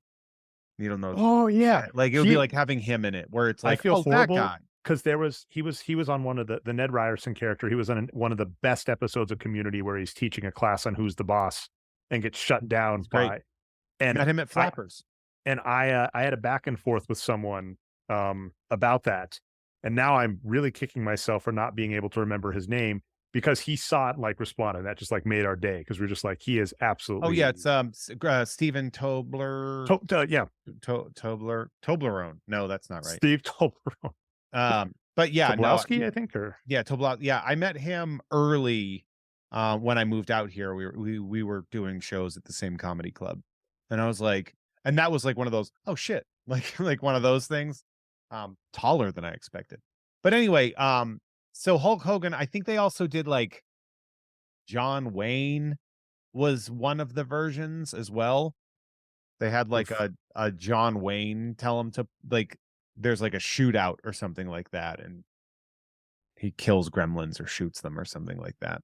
It's weird. Oh yeah, Paul Bartle, man, that is also another like don't go down that IMDb. Oh yeah, no, that is a ton. Yeah. Sadly passed. There were a couple of really good actors in this that passed early, which is a shame. I think like there's a stand-up comic. It's a 30-year-old movie. Well, but I mean, he died. I mean, he's young, because I think he died at 61. I think there's a stand-up comedian. I believe it was a stand-up comedian when they go to the Canadian themed restaurant, which has some fun jokes, and then like, hey, would you like the horn? Would you like the chocolate mousse, eh? Would you like the chocolate mousse, which is a actual chocolate mousse? And then he's like, would you like just a piece of the horn? How about an as antler? she's, hitting on him, which by the way, definitely falls into the amazing Cracked video with, I hope Tom Ryman wrote it, but where he's talking about how like the first Gremlins is about how sexually repressed Billy is. And that carries on into this movie where, yeah, he's just kind of there and kind of oblivious to everything going on. So, yeah, it's one of those things where, there's a lot of love thrown to classic cinema because Joe Dante is a fan of classic cinema and about story structure. And the fact that he's being brought in to make a soulless sequel to a movie that he was very proud of is clearly evident in who he's casting and what those people's jobs are. Like, you'll notice, like, any of the people that are classic Hollywood people are victims. Like, that's not an accident. Let's talk another really fun one. This is awesome that connects so many worlds. This is like 7 degrees of separation with Jeff May. So Leonard Maltin, the film critic, shows up in the movie. Another direct as fourth Leonard wall Maltin, yeah. Because he shows up as himself. He shows up on a show being recorded in this tower, criticizing of all things the Gremlins movie. And in fact, it's extra hilarious because he's basically like, who wanted more Gremlins? Because I think he's like re-released on VHS or something. For people that don't remember, that have forgotten the pre-streaming days, basically saying, hey, we're doing more VHS of the Gremlins. Who really needed this? And just eviscerating the film. And it turned out, in reality, I listened to a really funny, like 5-minute clip from Doug Benson. It's fun to listen to. I'll put it somewhere at some point. But there is a Doug Benson interview with Leonard Maltin about how that happened. He's like, it seems like Joe Dante is a very much Kevin Smith-like character, where even if people don't like his work, they just really like him. Mhm. And so that's the thing, is like Leonard Maltin's like, I was a good friend of Joe Dante. I'm asked to review his movie as a new film reviewer. His movie comes out and I don't like it, and I eviscerate it. Mhm. And then so what does Joe Dante do in response? That he's like, hey, do you want to come and just do that on my next film? And I think Leonard Maltin says, like, the direction Joe Dante gave him was just like, yeah, just say whatever you want, like, go for it. So that shows up. It's a very funny scene because he's eviscerating Gremlins, the original movie. The Gremlins come and attack him, and he's like, no, wait, it's a 10, it's a 10. And then in the interview he brings up, he said one of the coolest parts about that, Jeff, was that he got to have 3 Topps trading cards made of him for being in the Yeah. movie. And you and I have both discussed this. At some point, I'm imagining I Must Break Yours somewhere. You're going to do this where I'm hoping, because you have at least 2 packs. The Gremlins packs of trading cards, the Gremlins 2, a friend of mine, Landon, who I routinely stream with, basically just him and I were doing Castlevania 3 next, I believe. He randomly saw some of these in an old shop, just some vintage cards, and was like, I'm going to send these to you. So he sent me some Gremlins 2 trading cards, which I broke with him, and they're a heck of a lot of fun. Other fun thing I got to get, this is a shout out to him, Jeff. He got those X-Men cards. He sent me a pack, Oh, and he nice. kept a pack for himself. And what I didn't realize is, because of you, I thought every pack had a hologram in it. So he sends me a pack with a hologram Magneto. And I'm like, amazing. And I was like, so what's your hologram? And he's like, I didn't get a hologram. Yeah. What? So that's how good of a friend. That's how good of a friend he is, though. He bought 2 packs of X-Men trading cards, sent me one, kept one for himself, and I got the hologram. I'm like, I'm keeping it, but thanks. That was pretty great. I'm actually, it's funny as we're going through, and I never thought to look up what Leonard Maltin actually reviewed. He did not like it, Gremlins as, and yeah. that's what's funny, is he said he didn't like the movie, and it was awkward because you're probably in a similar boat, and I've heard you talk about this with Tom Ryman today, where like you have higher powers that are telling you how they want you to review things, or other things like, hey, you're friends with people who are in so many things, and you still deconstruct and give analysis. Sure. So I mean, that's I'm not going to always, pretend that I like something just because somebody I love is in it. That's I something think, different. That's the same thing with comedy, though. Like, there are, like, I run a comedy show, but that doesn't mean that I think every person I'm personally friends with would succeed on that show. Like, that's separating art from the love you have of a person. And I'm very honest with how I feel about art, and that, and maybe that screws me over. I don't know. well, I mean, there's always this weird thing where, to get better, you have to try and you have to do things. But there is also the, hey, if you're going to do it at certain levels, you're going to do certain things. And I certainly hear that. So, I mean, there is a big difference between a random open mic where you can let your friends on, and an established show where you have people that are coming ready. Because, and I mean, people don't always realize that. But with that being said, you got to give respect to both Leonard Maltin and Joe Dante for, like, Joe Dante's like, that's your job, I don't mind, but you'd be hilarious in here. And again, the number of people he gets to be in Gremlins 2, it's clear they like him and respect him to have that much pull. Yeah. Yeah. And on top of that too, it's also, I don't know if you know this, but being in a movie can make you a lot of money. And so, like, yeah, why wouldn't you be in that? Like, I know that Siskel and Ebert had a great relationship with David Letterman, even though he used to make fun of them all the time. They would always, like, go and visit him and hang out with him when they would be in New York and stuff like that. They would do bits with him because, they understand showbiz is not personal. Like everybody gets it. I think in that world, you have to have thick skin. And so, Leonard Maltin probably isn't upset that, he's like brought on to shit on the director's original movie and is killed by the beings from that movie. That's hilarious. Like, he has to understand, he knew how funny that was. He's in on it. Like, he's in on the joke, and like the Gremlins, anything for the bit. Anything for the bit is a good note about the Gremlins in general. I was going to say, I think we hit most of the B plots, Jeff. Are there other one? I've got one more tangent, but I want to hit the actual movie first. Yeah. Okay, go for it. Any other B plots or anything from the movie that we kind of didn't mention? No, I think we got it covered. Yeah, I mean, actually, this is one point I want to make. So obviously, as we mentioned, Clamp is a Donald Trump and Ted Turner combination. I think I don't know if this is true from Collider, because I went down, Tom at Collider, as you mentioned, like Tom Ryman's going to love this. At Collider, he wrote like 20 best movies in June. And he's just like, Gremlins. The first one came out in June. He's like, why isn't this the greatest movie? I was like, yeah, as you point out, we are not shocked. Tom is apparently a big Gremlins fan, Gremlins 2 fan, which is awesome. And there's a lot of great content out there. So go track that down after listening to this. But when we look at like the Clamp character, Turner character, the thing I learned at Collider is like, I think the Turner News Network had a what if everything goes to heck video they were going to play. Like if everything went down, what they were going to play. The apocalypse video. And then in this movie, Clamp shows that video, and I think they might have gotten the original, is what I was reading. But this not might be exactly the original, because the voiceover is a lot funnier. They were like, "We hope you enjoyed life," and it's like, so it's purposefully cheesy, but and it is another example of how capitalists don't really understand humanity; they just understand money.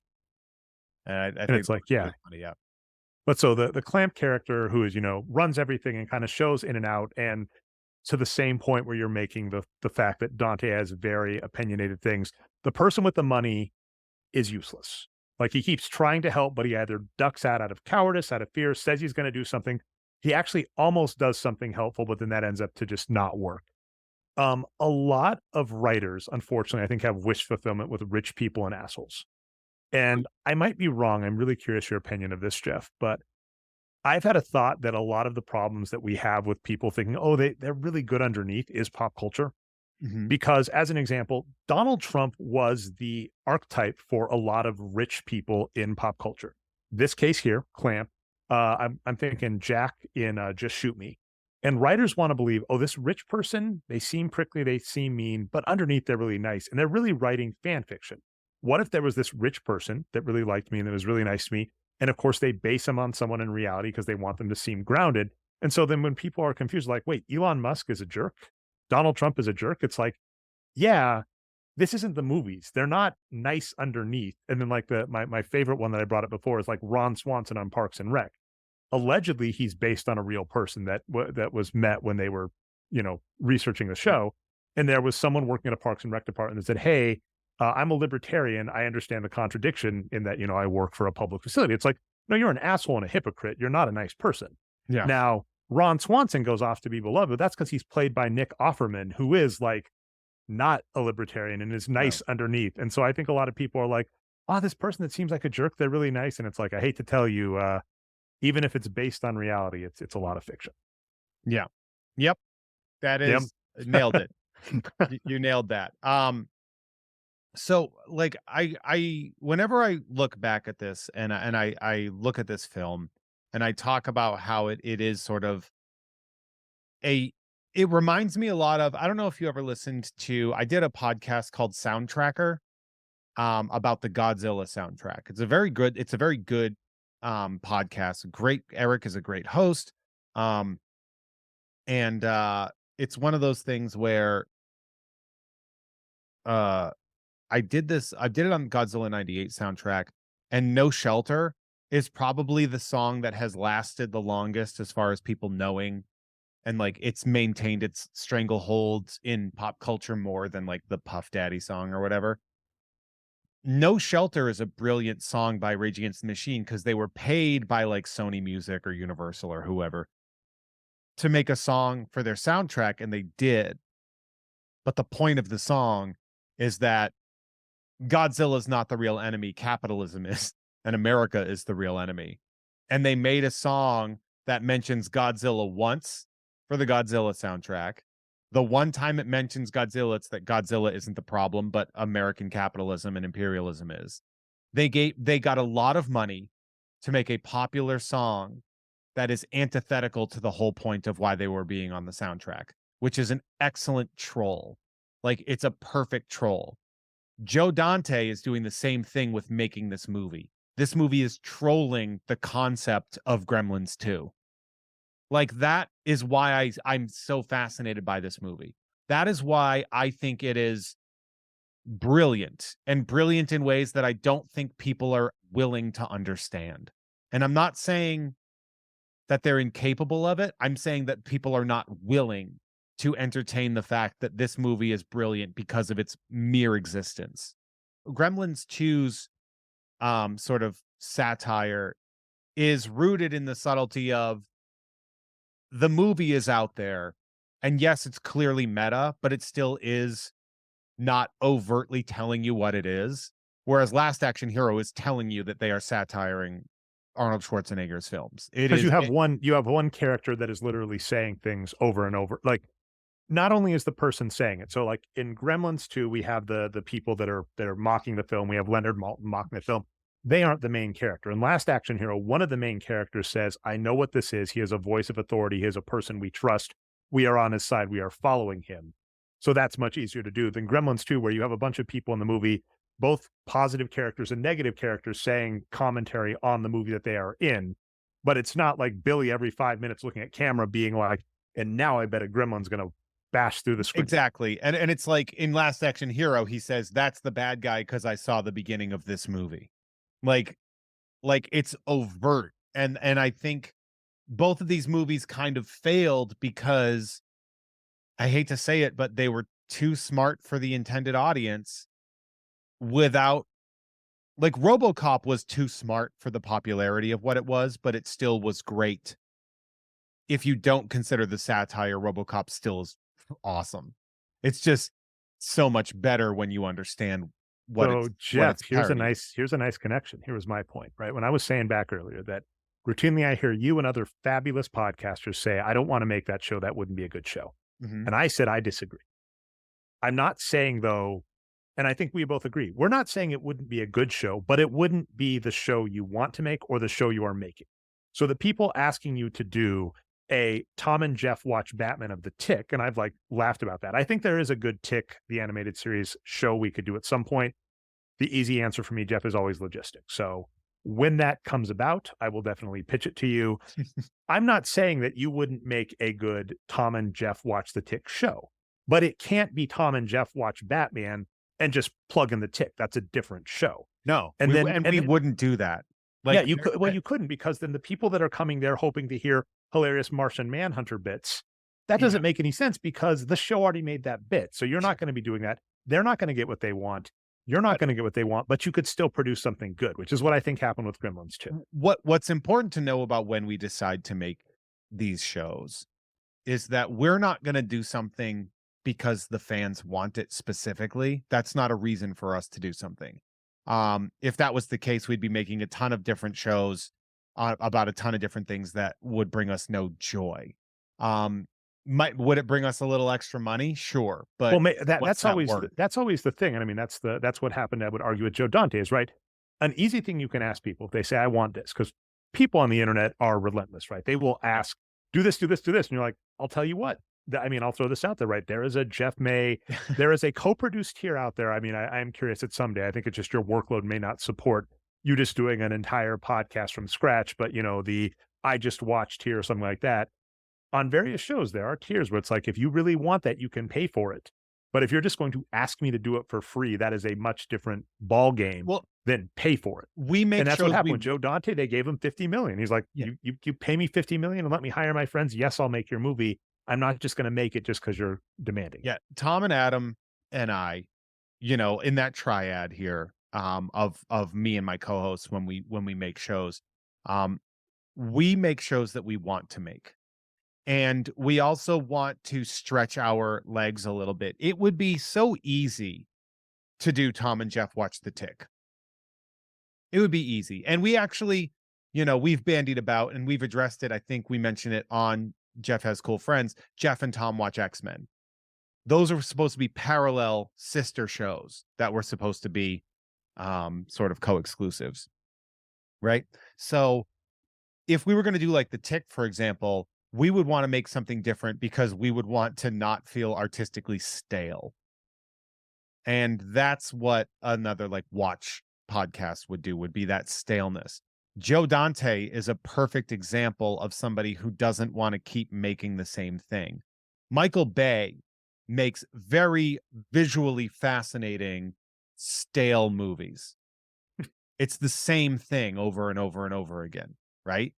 Like there's no, even the Fast and the Furious movies grow in weird ways because they're like, we can't just keep doing the same thing over and over again. And that kind of shows why that franchise has made like 10 strong movies, where the Transformers franchise really petered out because people got bored of doing the same thing over and over again. Joe Dante doesn't want to do the same thing.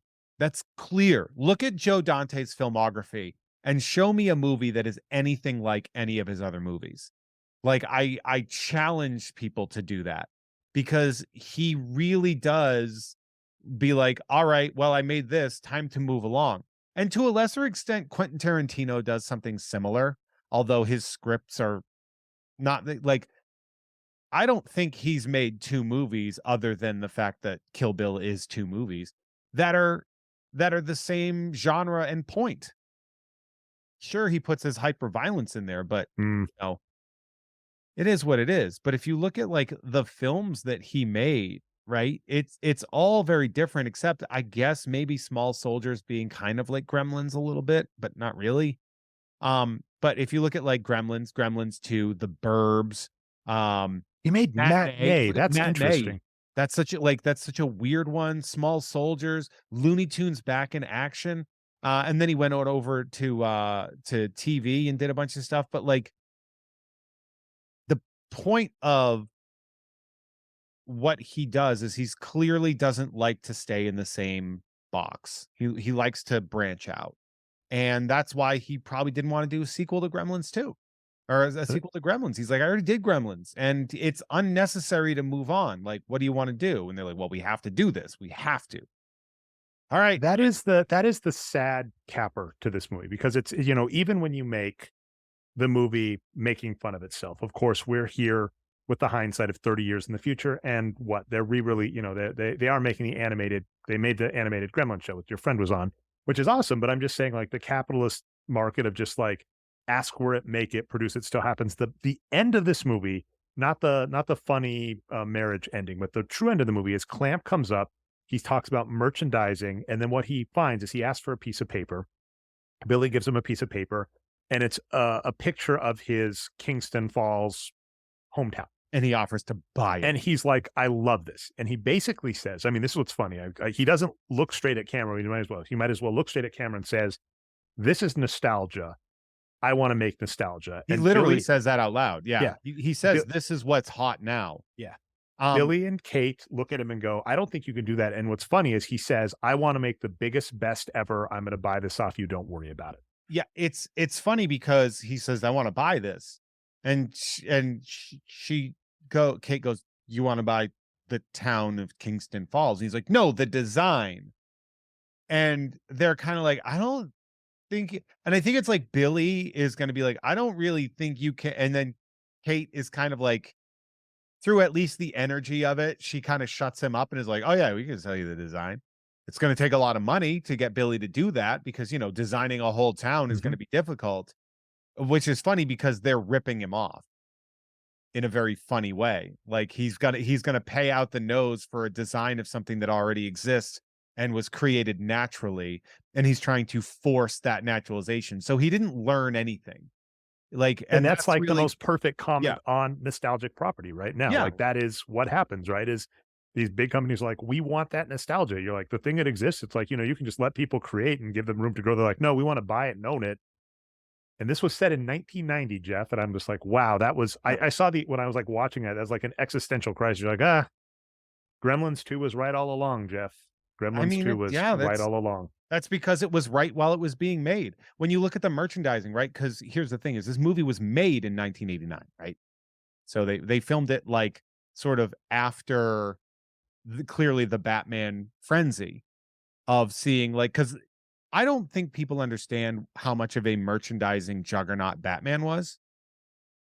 Like, we think about like the Avengers films, like the Marvel movies, as being like, man, that, you know, people were like, people buy a lot of Iron Man stuff, you know?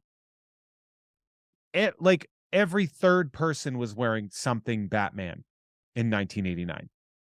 That's why they snuck the bat symbol. Snuck. It's not exactly hidden. Why the bat symbol is in there. It's a statement on why Warner is demanding Gremlins 2. It's for merchandising. The bat symbol is not the representation of merchandising, because obviously there's a lot of them in there. But like it is another example of them saying, yeah, clearly we know what you want to do here. Here's your fucking bat symbol. Here's your merchandising. So, there hey, you Jeff, go. you just answered a question because you do this. You are the Lego architect of story, is what I'll refer to you as. Because that part, if you go back, rewind the podcast, everybody, and listen how I'm kind of like slightly confused why they have this bat that gets the sunlight and that doesn't go anywhere. But what had just occurred to me makes a lot of sense and is commented on in this movie is early in the movie, he's like, you're all complaining about how this doesn't make sense. And he goes, I want a bat that is outside that turns into a gargoyle. And you fuckers are going to complain about how that doesn't make sense. So you know what I'm going to do? I'm going to have the obnoxious gremlin talk, the very classic, Yes. show, don't Yes, tell. of He's like, course. it's like, I'm going to have the obnoxious gremlin tell, not show, 100% why this works. I'm going to give you, you're not going to have a reason. Why was the bat able to go outside? He has this thing. The guy said it. He said it straight to film. You have no reason to complain. And he is commenting on both. Basically, that is a perfect byproduct. He's saying this is commenting on the merchandising and also saying, you had complaints about how stuff didn't make sense. Are you happy now? Are you happy that a main character looked at camera and directly spelled out why logically this made sense? What's funny too is that the lab itself is ironically a mid-film Deus Ex Machina. Like it is in of itself the way that everything is solved, but it's solving the script. So in a way, it's like, it's not that they wanted a bat gremlin outside to be a gargoyle. That was the goal. The goal was to put a bat symbol in the wall. How do we do that? Well, we have to go through the wall because we need light to come back through. So something's got to go outside. But we can't have a bat symbol or like a person go through that wall. That wouldn't make sense. You'd need a bat, like a bat gremlin. Well, we can do a bat gremlin because we're going to be in the lab. Okay, well, the bat gremlin can't go outside because it'll immediately dissolve and burst into flames if it goes out into the sunlight. It's like, okay, well, what if we just give it sunblock? Like they use the lab as a catch-all for why they can get, it's the means to their desired ends, which I think is just, again, it's brilliant because usually at the end is where you see, oh, this is how it worked. It's usually like the solution, a Deus Ex Machina solution usually shows up at the end of a performance. And here it's right in the middle to be like, and now here we're doing this just to get these things out of here. Well, And what's it's funny. What I'll throw out, and I know like one reason you probably like this movie and just in general, and I just like Capper, is that for a movie to be smart and like why Jurassic World failed, is that this is still a movie. And it's funny when we're talking the B plot. Something Joe Dante did is he had a bunch of characters and they had an arc. Every character in this movie has a freaking arc. The movie works as a movie. It follows this was hilarious in that he took the original Gremlins plot, managed to put a satire of Gremlins on top of the movie that plays out as the movie is playing at the same time. And he introduces a bunch of characters and problems, and every single one of them has a resolution or an arc. And so it's like, it is really funny. I think one of the reasons you like it, you said you had hot takes, and I think all of your hot takes are pretty, standard. They're very good analysis. Like the reason this is a good movie is because it goes through all the craft and building of making a good movie, which is really, we didn't really ask this question of like, do you still like it? How's it hold up? I mean, I would argue this movie held up. It was very good.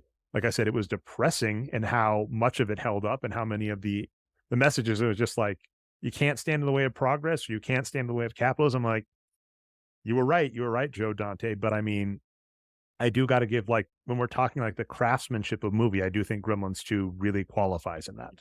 I would also like to add that they add a musical number and they address that they're adding a musical number.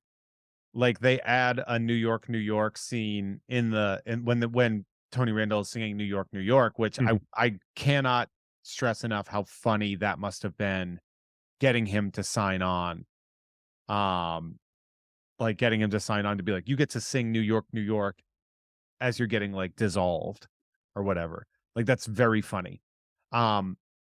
But it's also, they go, are they are they doing a musical number? And they are. And they say out loud, like, why would they do a musical number in this? It's like, well, because sometimes movies have musical numbers for no reason. And they literally say, are they doing a musical number for no reason? That is, again, another statement on that. So we look at there's a funny thing. And one of the things I wanted to talk about is the deaths in this film. And according to the Gremlins 2 like list of deaths fandom or whatever. So first off, the first, I think, major I'm saying gremlin deaths because we have people that, are suspected, like, the mousetrap gremlin secretary. Is she killed? The one that bites into the sandwich with the mousetrap in it. Did that kill her or I think she just ran off. take I mean, her out my or interpretation, something? and that's what's funny is your point too, right? The gremlin's goal isn't always death. The gremlin's goal is a bit. And so if the gremlin just wants the person out of the way, if they can do it without killing him, they don't care. But if they have to kill the person, they will. Or if it's hilarious to kill the person, they will. Yes. So we have the gremlin that is ground up in a paper shredder by Daniel Clamp. Yep. That's like the first gremlin death, right? Then there's apparently 47 gremlins that are crushed by the elevator. They counted? Someone It pause says that there's count. That's 47 of good them, work. apparently. Not bad. All But right. like that one's a very funny scene when she's like, elevator stop, sound alarm, and they just go and it's That like was good. just doing it. It's very funny. We have the Bat Gremlin, obviously that death. We have Beanie Gremlin, who is shot by Brainy Gremlin during the couch sit down discussion. We want That one scene, I didn't dig too much in depth when we were talking the ATB article versus that, but that one scene I think really makes the argument for it. Would be my that's two what we cents. But all anyway. want, civilization. And he talks about how they want to be allowed to build a civilization, and to not be held by the constraints of what people view them as, but to allow themselves to make the same growth that humanity has, including the mistakes.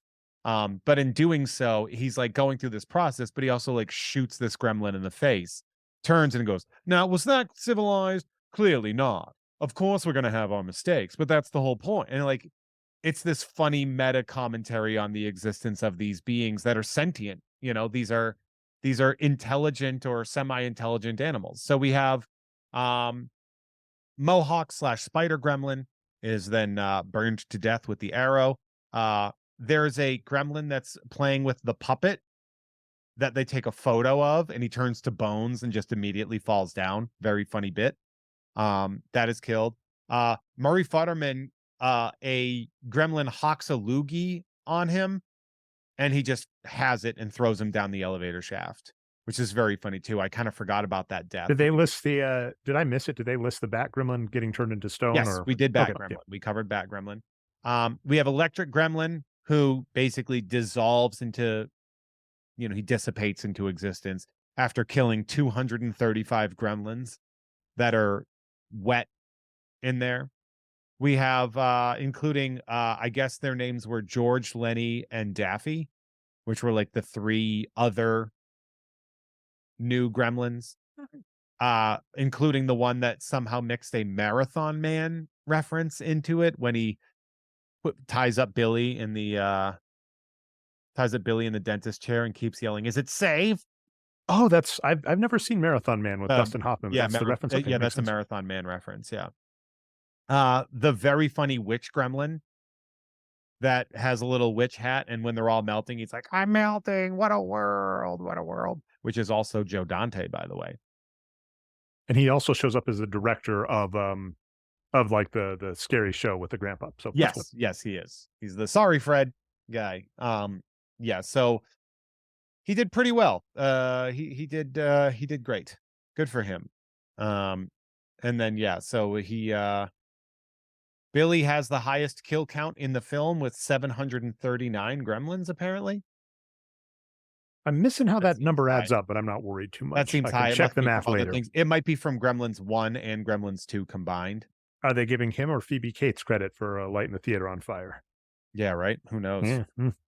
An assist, like we're gonna have to like go through the box it's score. Chatting the stats.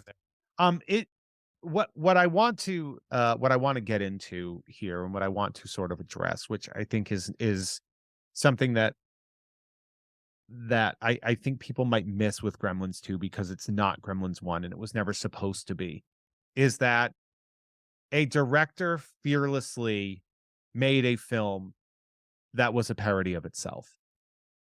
Its very existence called into question and mocked is, in my opinion, one of the most brilliant and hilarious things you could do is to take a movie that you made a lot of money off of this movie and you were like, I'm done. You're an artist.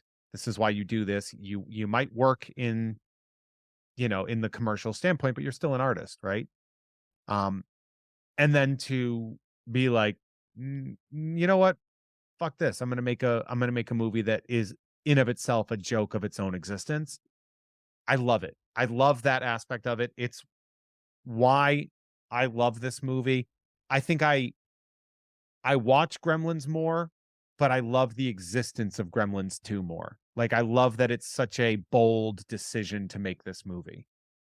There is a world of difference between a master director writer doing this well and people that try and do it, that like have someone look at the window and they're like, I lampshaded it. I said what I was doing. Isn't that funny? It's like, no, there is a world of difference between doing it well and not. And Joe Dante does do it amazingly well. And it's so different and beyond what we see with, and I think a good example of like when you look at what the Zuckers used to do with parody films, which is take something that's a serious popular film and then make a parody of it. That's the Zuckers were really great at that.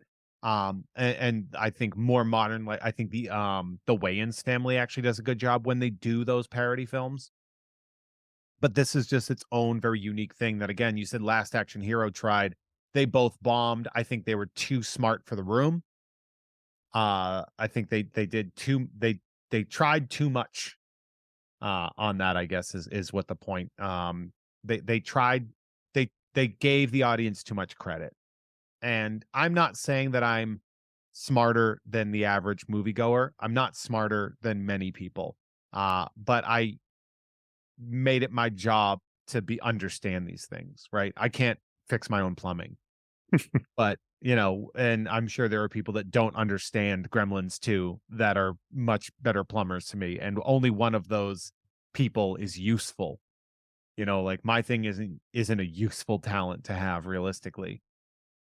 But, I really do appreciate this film. Like I almost feel like we don't deserve it. It's so good in its existence. It's so much smarter than it has any right to be. Yeah, Joe Dante didn't need to do this with this movie. He could have just now the reality is I think Gremlins, very much like Ghostbusters, was probably a flash in the pan, and the sequel probably wouldn't have made that much money. And I think he could have just given them what they want. It probably would have made 60, 70 million, been considered a moderate success because back in the day they did used to have VHS sales, and gone on with his day. And he made this, which is going like, the people that are trying to buy this don't want this. I don't want to make this. The people that ask for it aren't going to like it. So that's kind of the hilarity. But he still made something good, which he did not need to do. Yeah. And it's just good and fun. And something that I'm really like when he's talking about what the critics would say about Gremlins, the first Gremlins, with that reactions. Like he's already addressing the problems that people are, it's a capitalist. This is clearly just made for money. And he's like, yeah, I'm saying that. Like I'm saying that before you're saying that. Like I know you want to like get me on that, but I got myself on this. Like I did it first. And I think that's really, really fun. It's just, I always suggest people to look at it through the eyes of it being a self-parody. And that does sort of give it some Teflon as far as criticism is concerned. Like you can criticize it for maybe having a bad script or whatever, but you can't criticizing it for missing the point. You can't criticize it for not reading the room because it read the room better and before anybody else did. I would definitely, like I said, hold this up as if you are going to try and say it was just a joke or whatever. It's like, it's got to be this good, right? You got to be Gremlins too good if you're going to try and pull that as an excuse. And you and I think agree, right? We're like, it passes, right? And also it's insane, which is also important. Like it's great. Like I was watching it yesterday and I was laughing out loud at some of the bits. Like some of the things they were doing, I was legitimately just I laughed at the fact that out of nowhere, the spider gremlin had an Uzi, or no, not but the Mohawk gremlin. Mhm. He had an Uzi. Where did he get it? It doesn't matter. He just had it. Although to be a pedant and to show how good Joe Dante is, Christopher Lee basically says, "Hey, as a stockpile of arms, he's going to open up to Yeah. take out the gremlins." That's right. I forgot about that. He's like, "Here, don't worry, I'll help us out." And it's like, "Oh well, do you?" This is a classic, actually, nice commentary on like gun violence. Like, "Oh, you have these guns? Well, guess what happens if you open the gun safe when you're being attacked? Guess who gets the gun?" So, Yeah. and by the way, shout out to the probably Tom Ryman written, Daniel O'Brien narrated obsessive pop culture disorder. He brings that up. He's like, "Why don't more horror movies have the villain get a Oh, gun?" when he pulls out a gun, he's like, "Yeah, Jason's scary enough, but if he pulled out a gun." Yeah. But it is also a funny reliability factor of the fact that gremlins understand tech. That's their whole thing. But it is really funny, yeah, that he just pulls out a gun.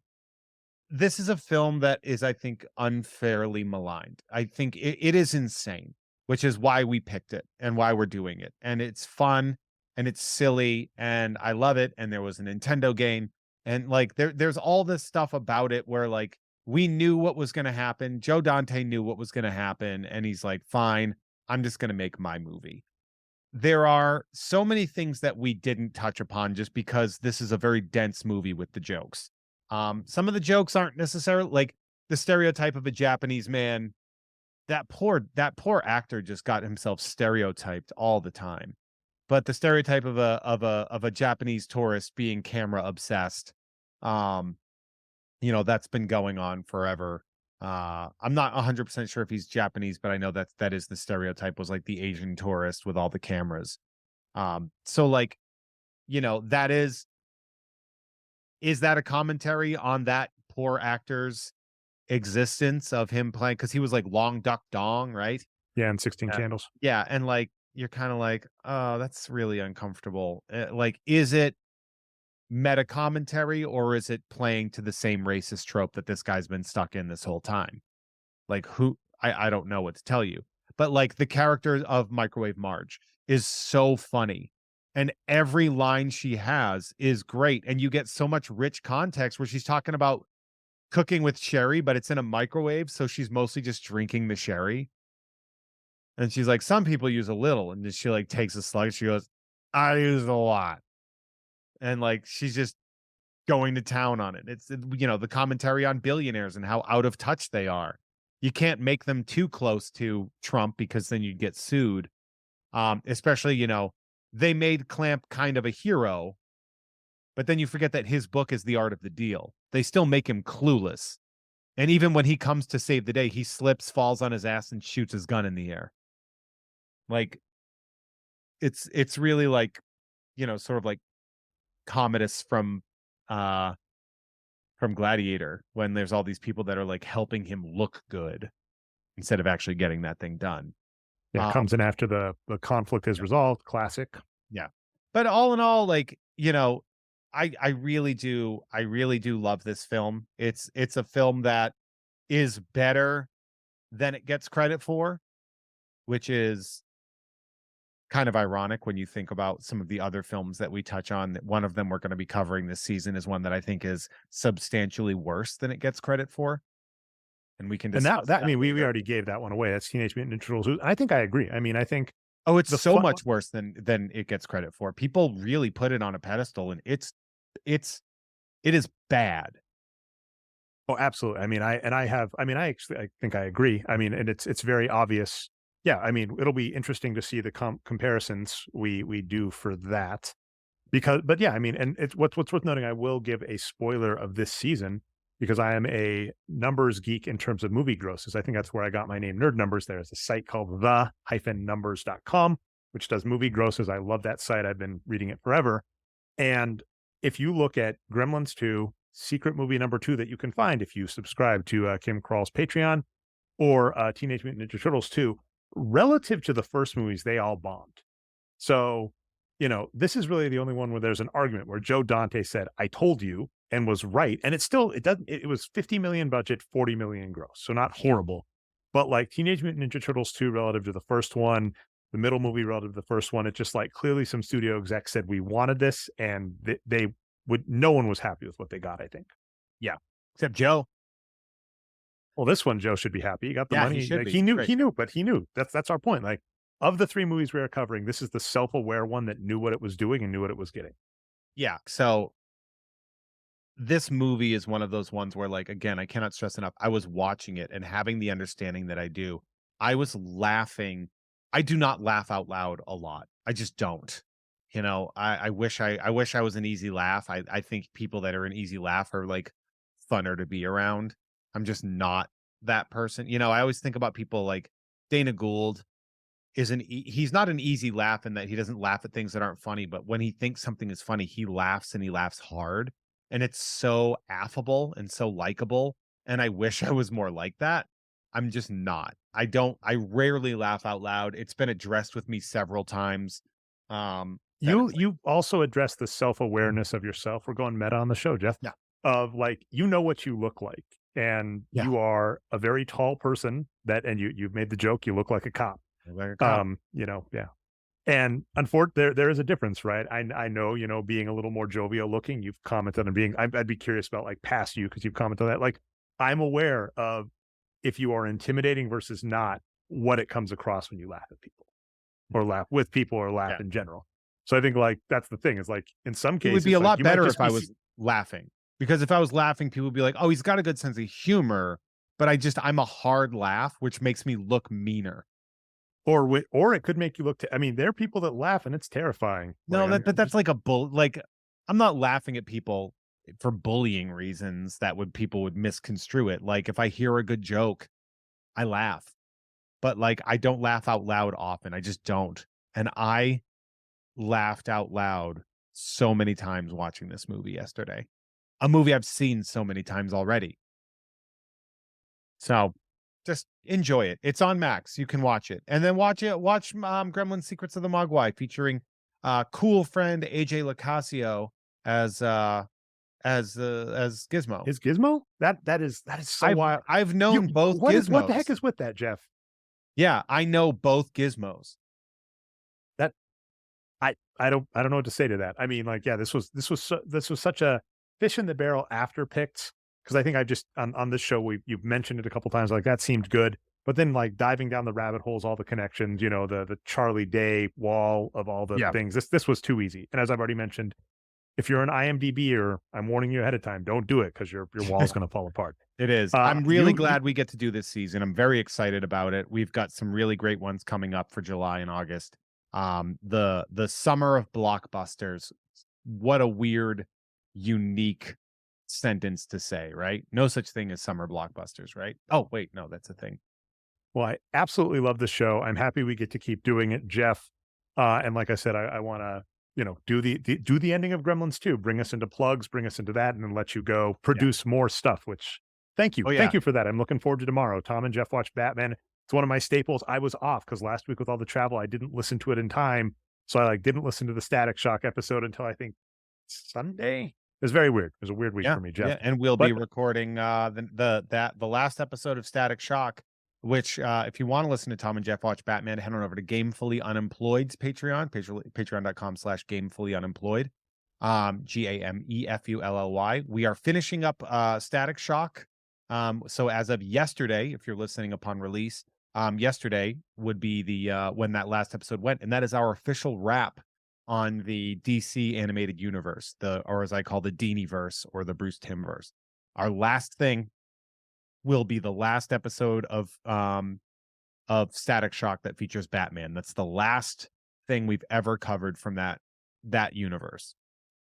So you want to check that out with Tom Ryman, who you may know. He's also the Jeff Has Cool Friends. So if you're listening to this for free, you can get next week that episode of Jeff Has Cool Friends with Tom Ryman drops, or you can go to patreon.com/JeffMay for early access to uncensored episodes with bonus content. You also get this show. I think I post this show like 6 hours earlier on Patreon than I do. Oh, there you go. I do it like because I post now for Patreon 2.0. I've been posting podcasts at 12:01 a.m.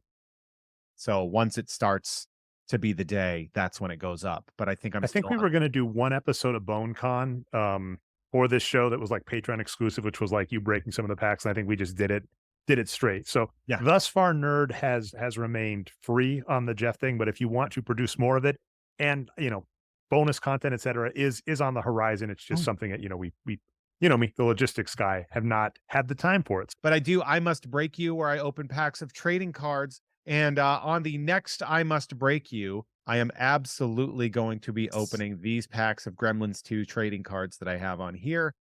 So we will be able to put that up as a IMBY X Nerd special, where we'll be able to put that up. So we'll have those among with other really cool stuff. And if you go to patreon.com/JeffMay and sign up for the rookie card tier or the Two-Face tier, you will get some of these cards in the mail.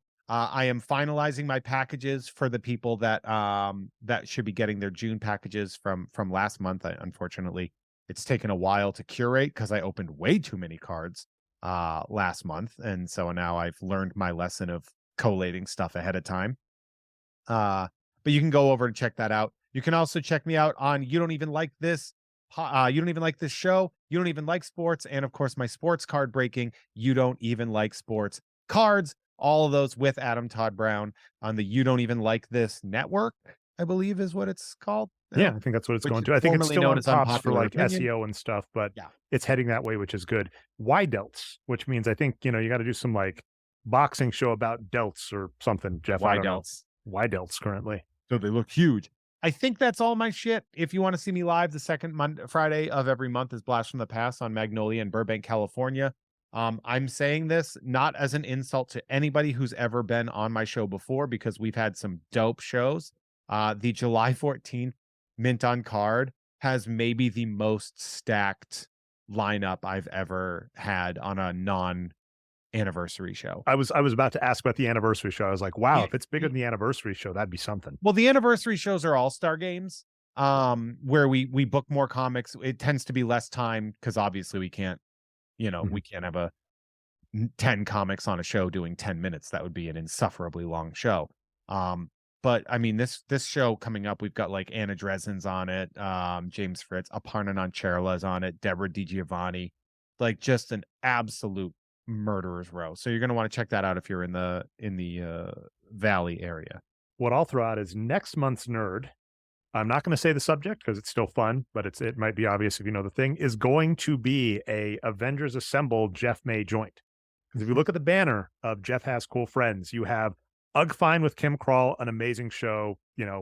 All the extra stuff you do is worth it, Jeff, but you two, you are so funny because you're a good podcast, but you also have the like, why are we doing this?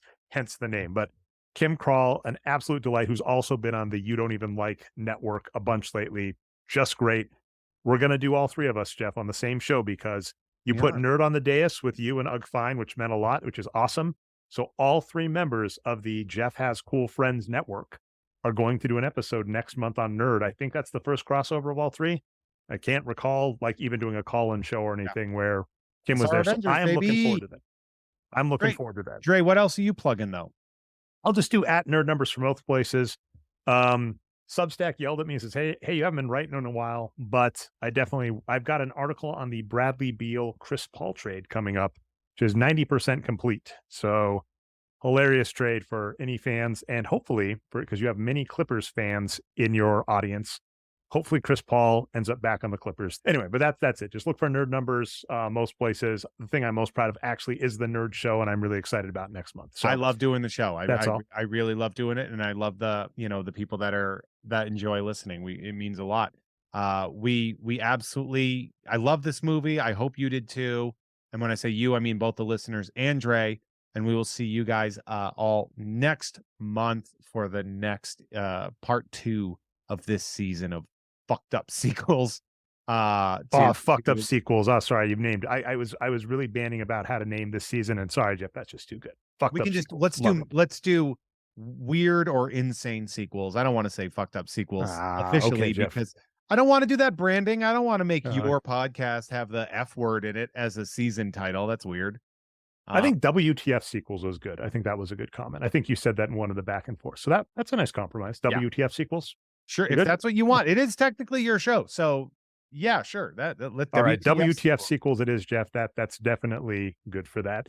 And as noted already, if you like stuff like this, there is at least one more tier open where you can produce your own show with Jeff, and you are one of the most affable people in the comments about suggestions. So, for instance, if you want to suggest to Jeff that, hey, maybe you should open packs of cards, if you give him $125 for a month, that could buy a good box of cards from the pack break. There's probably something there. So throw stuff like that up. We discussed this. Adam and I discussed this on both. You don't even like sports cards, and I've mentioned it for I Must Break You. But if there's anything like, if you have something you want me to open and you want to send it to us, like you can just do that. Like you can DM us, send me a message, and we'll get you a mailing address for that. Because obviously, like, shit gets expensive. Yeah, and I mean, I think that is a definitely interesting tier to have, the Jeff open stuff. Now, again, we just break into logistics. Figuring all that stuff out is hard. So that's all I'll say. Is that something interesting to do that? Jeff, I've kept you way late. It's all good. The next good. show. I'll talk to you next time. It's all good. Bye, everybody. Thank you. We'll see you next month. Or, you know, if you're listening to my other stuff, I'll see you very soon.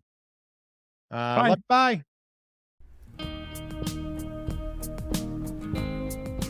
Thanks for listening to Nerd.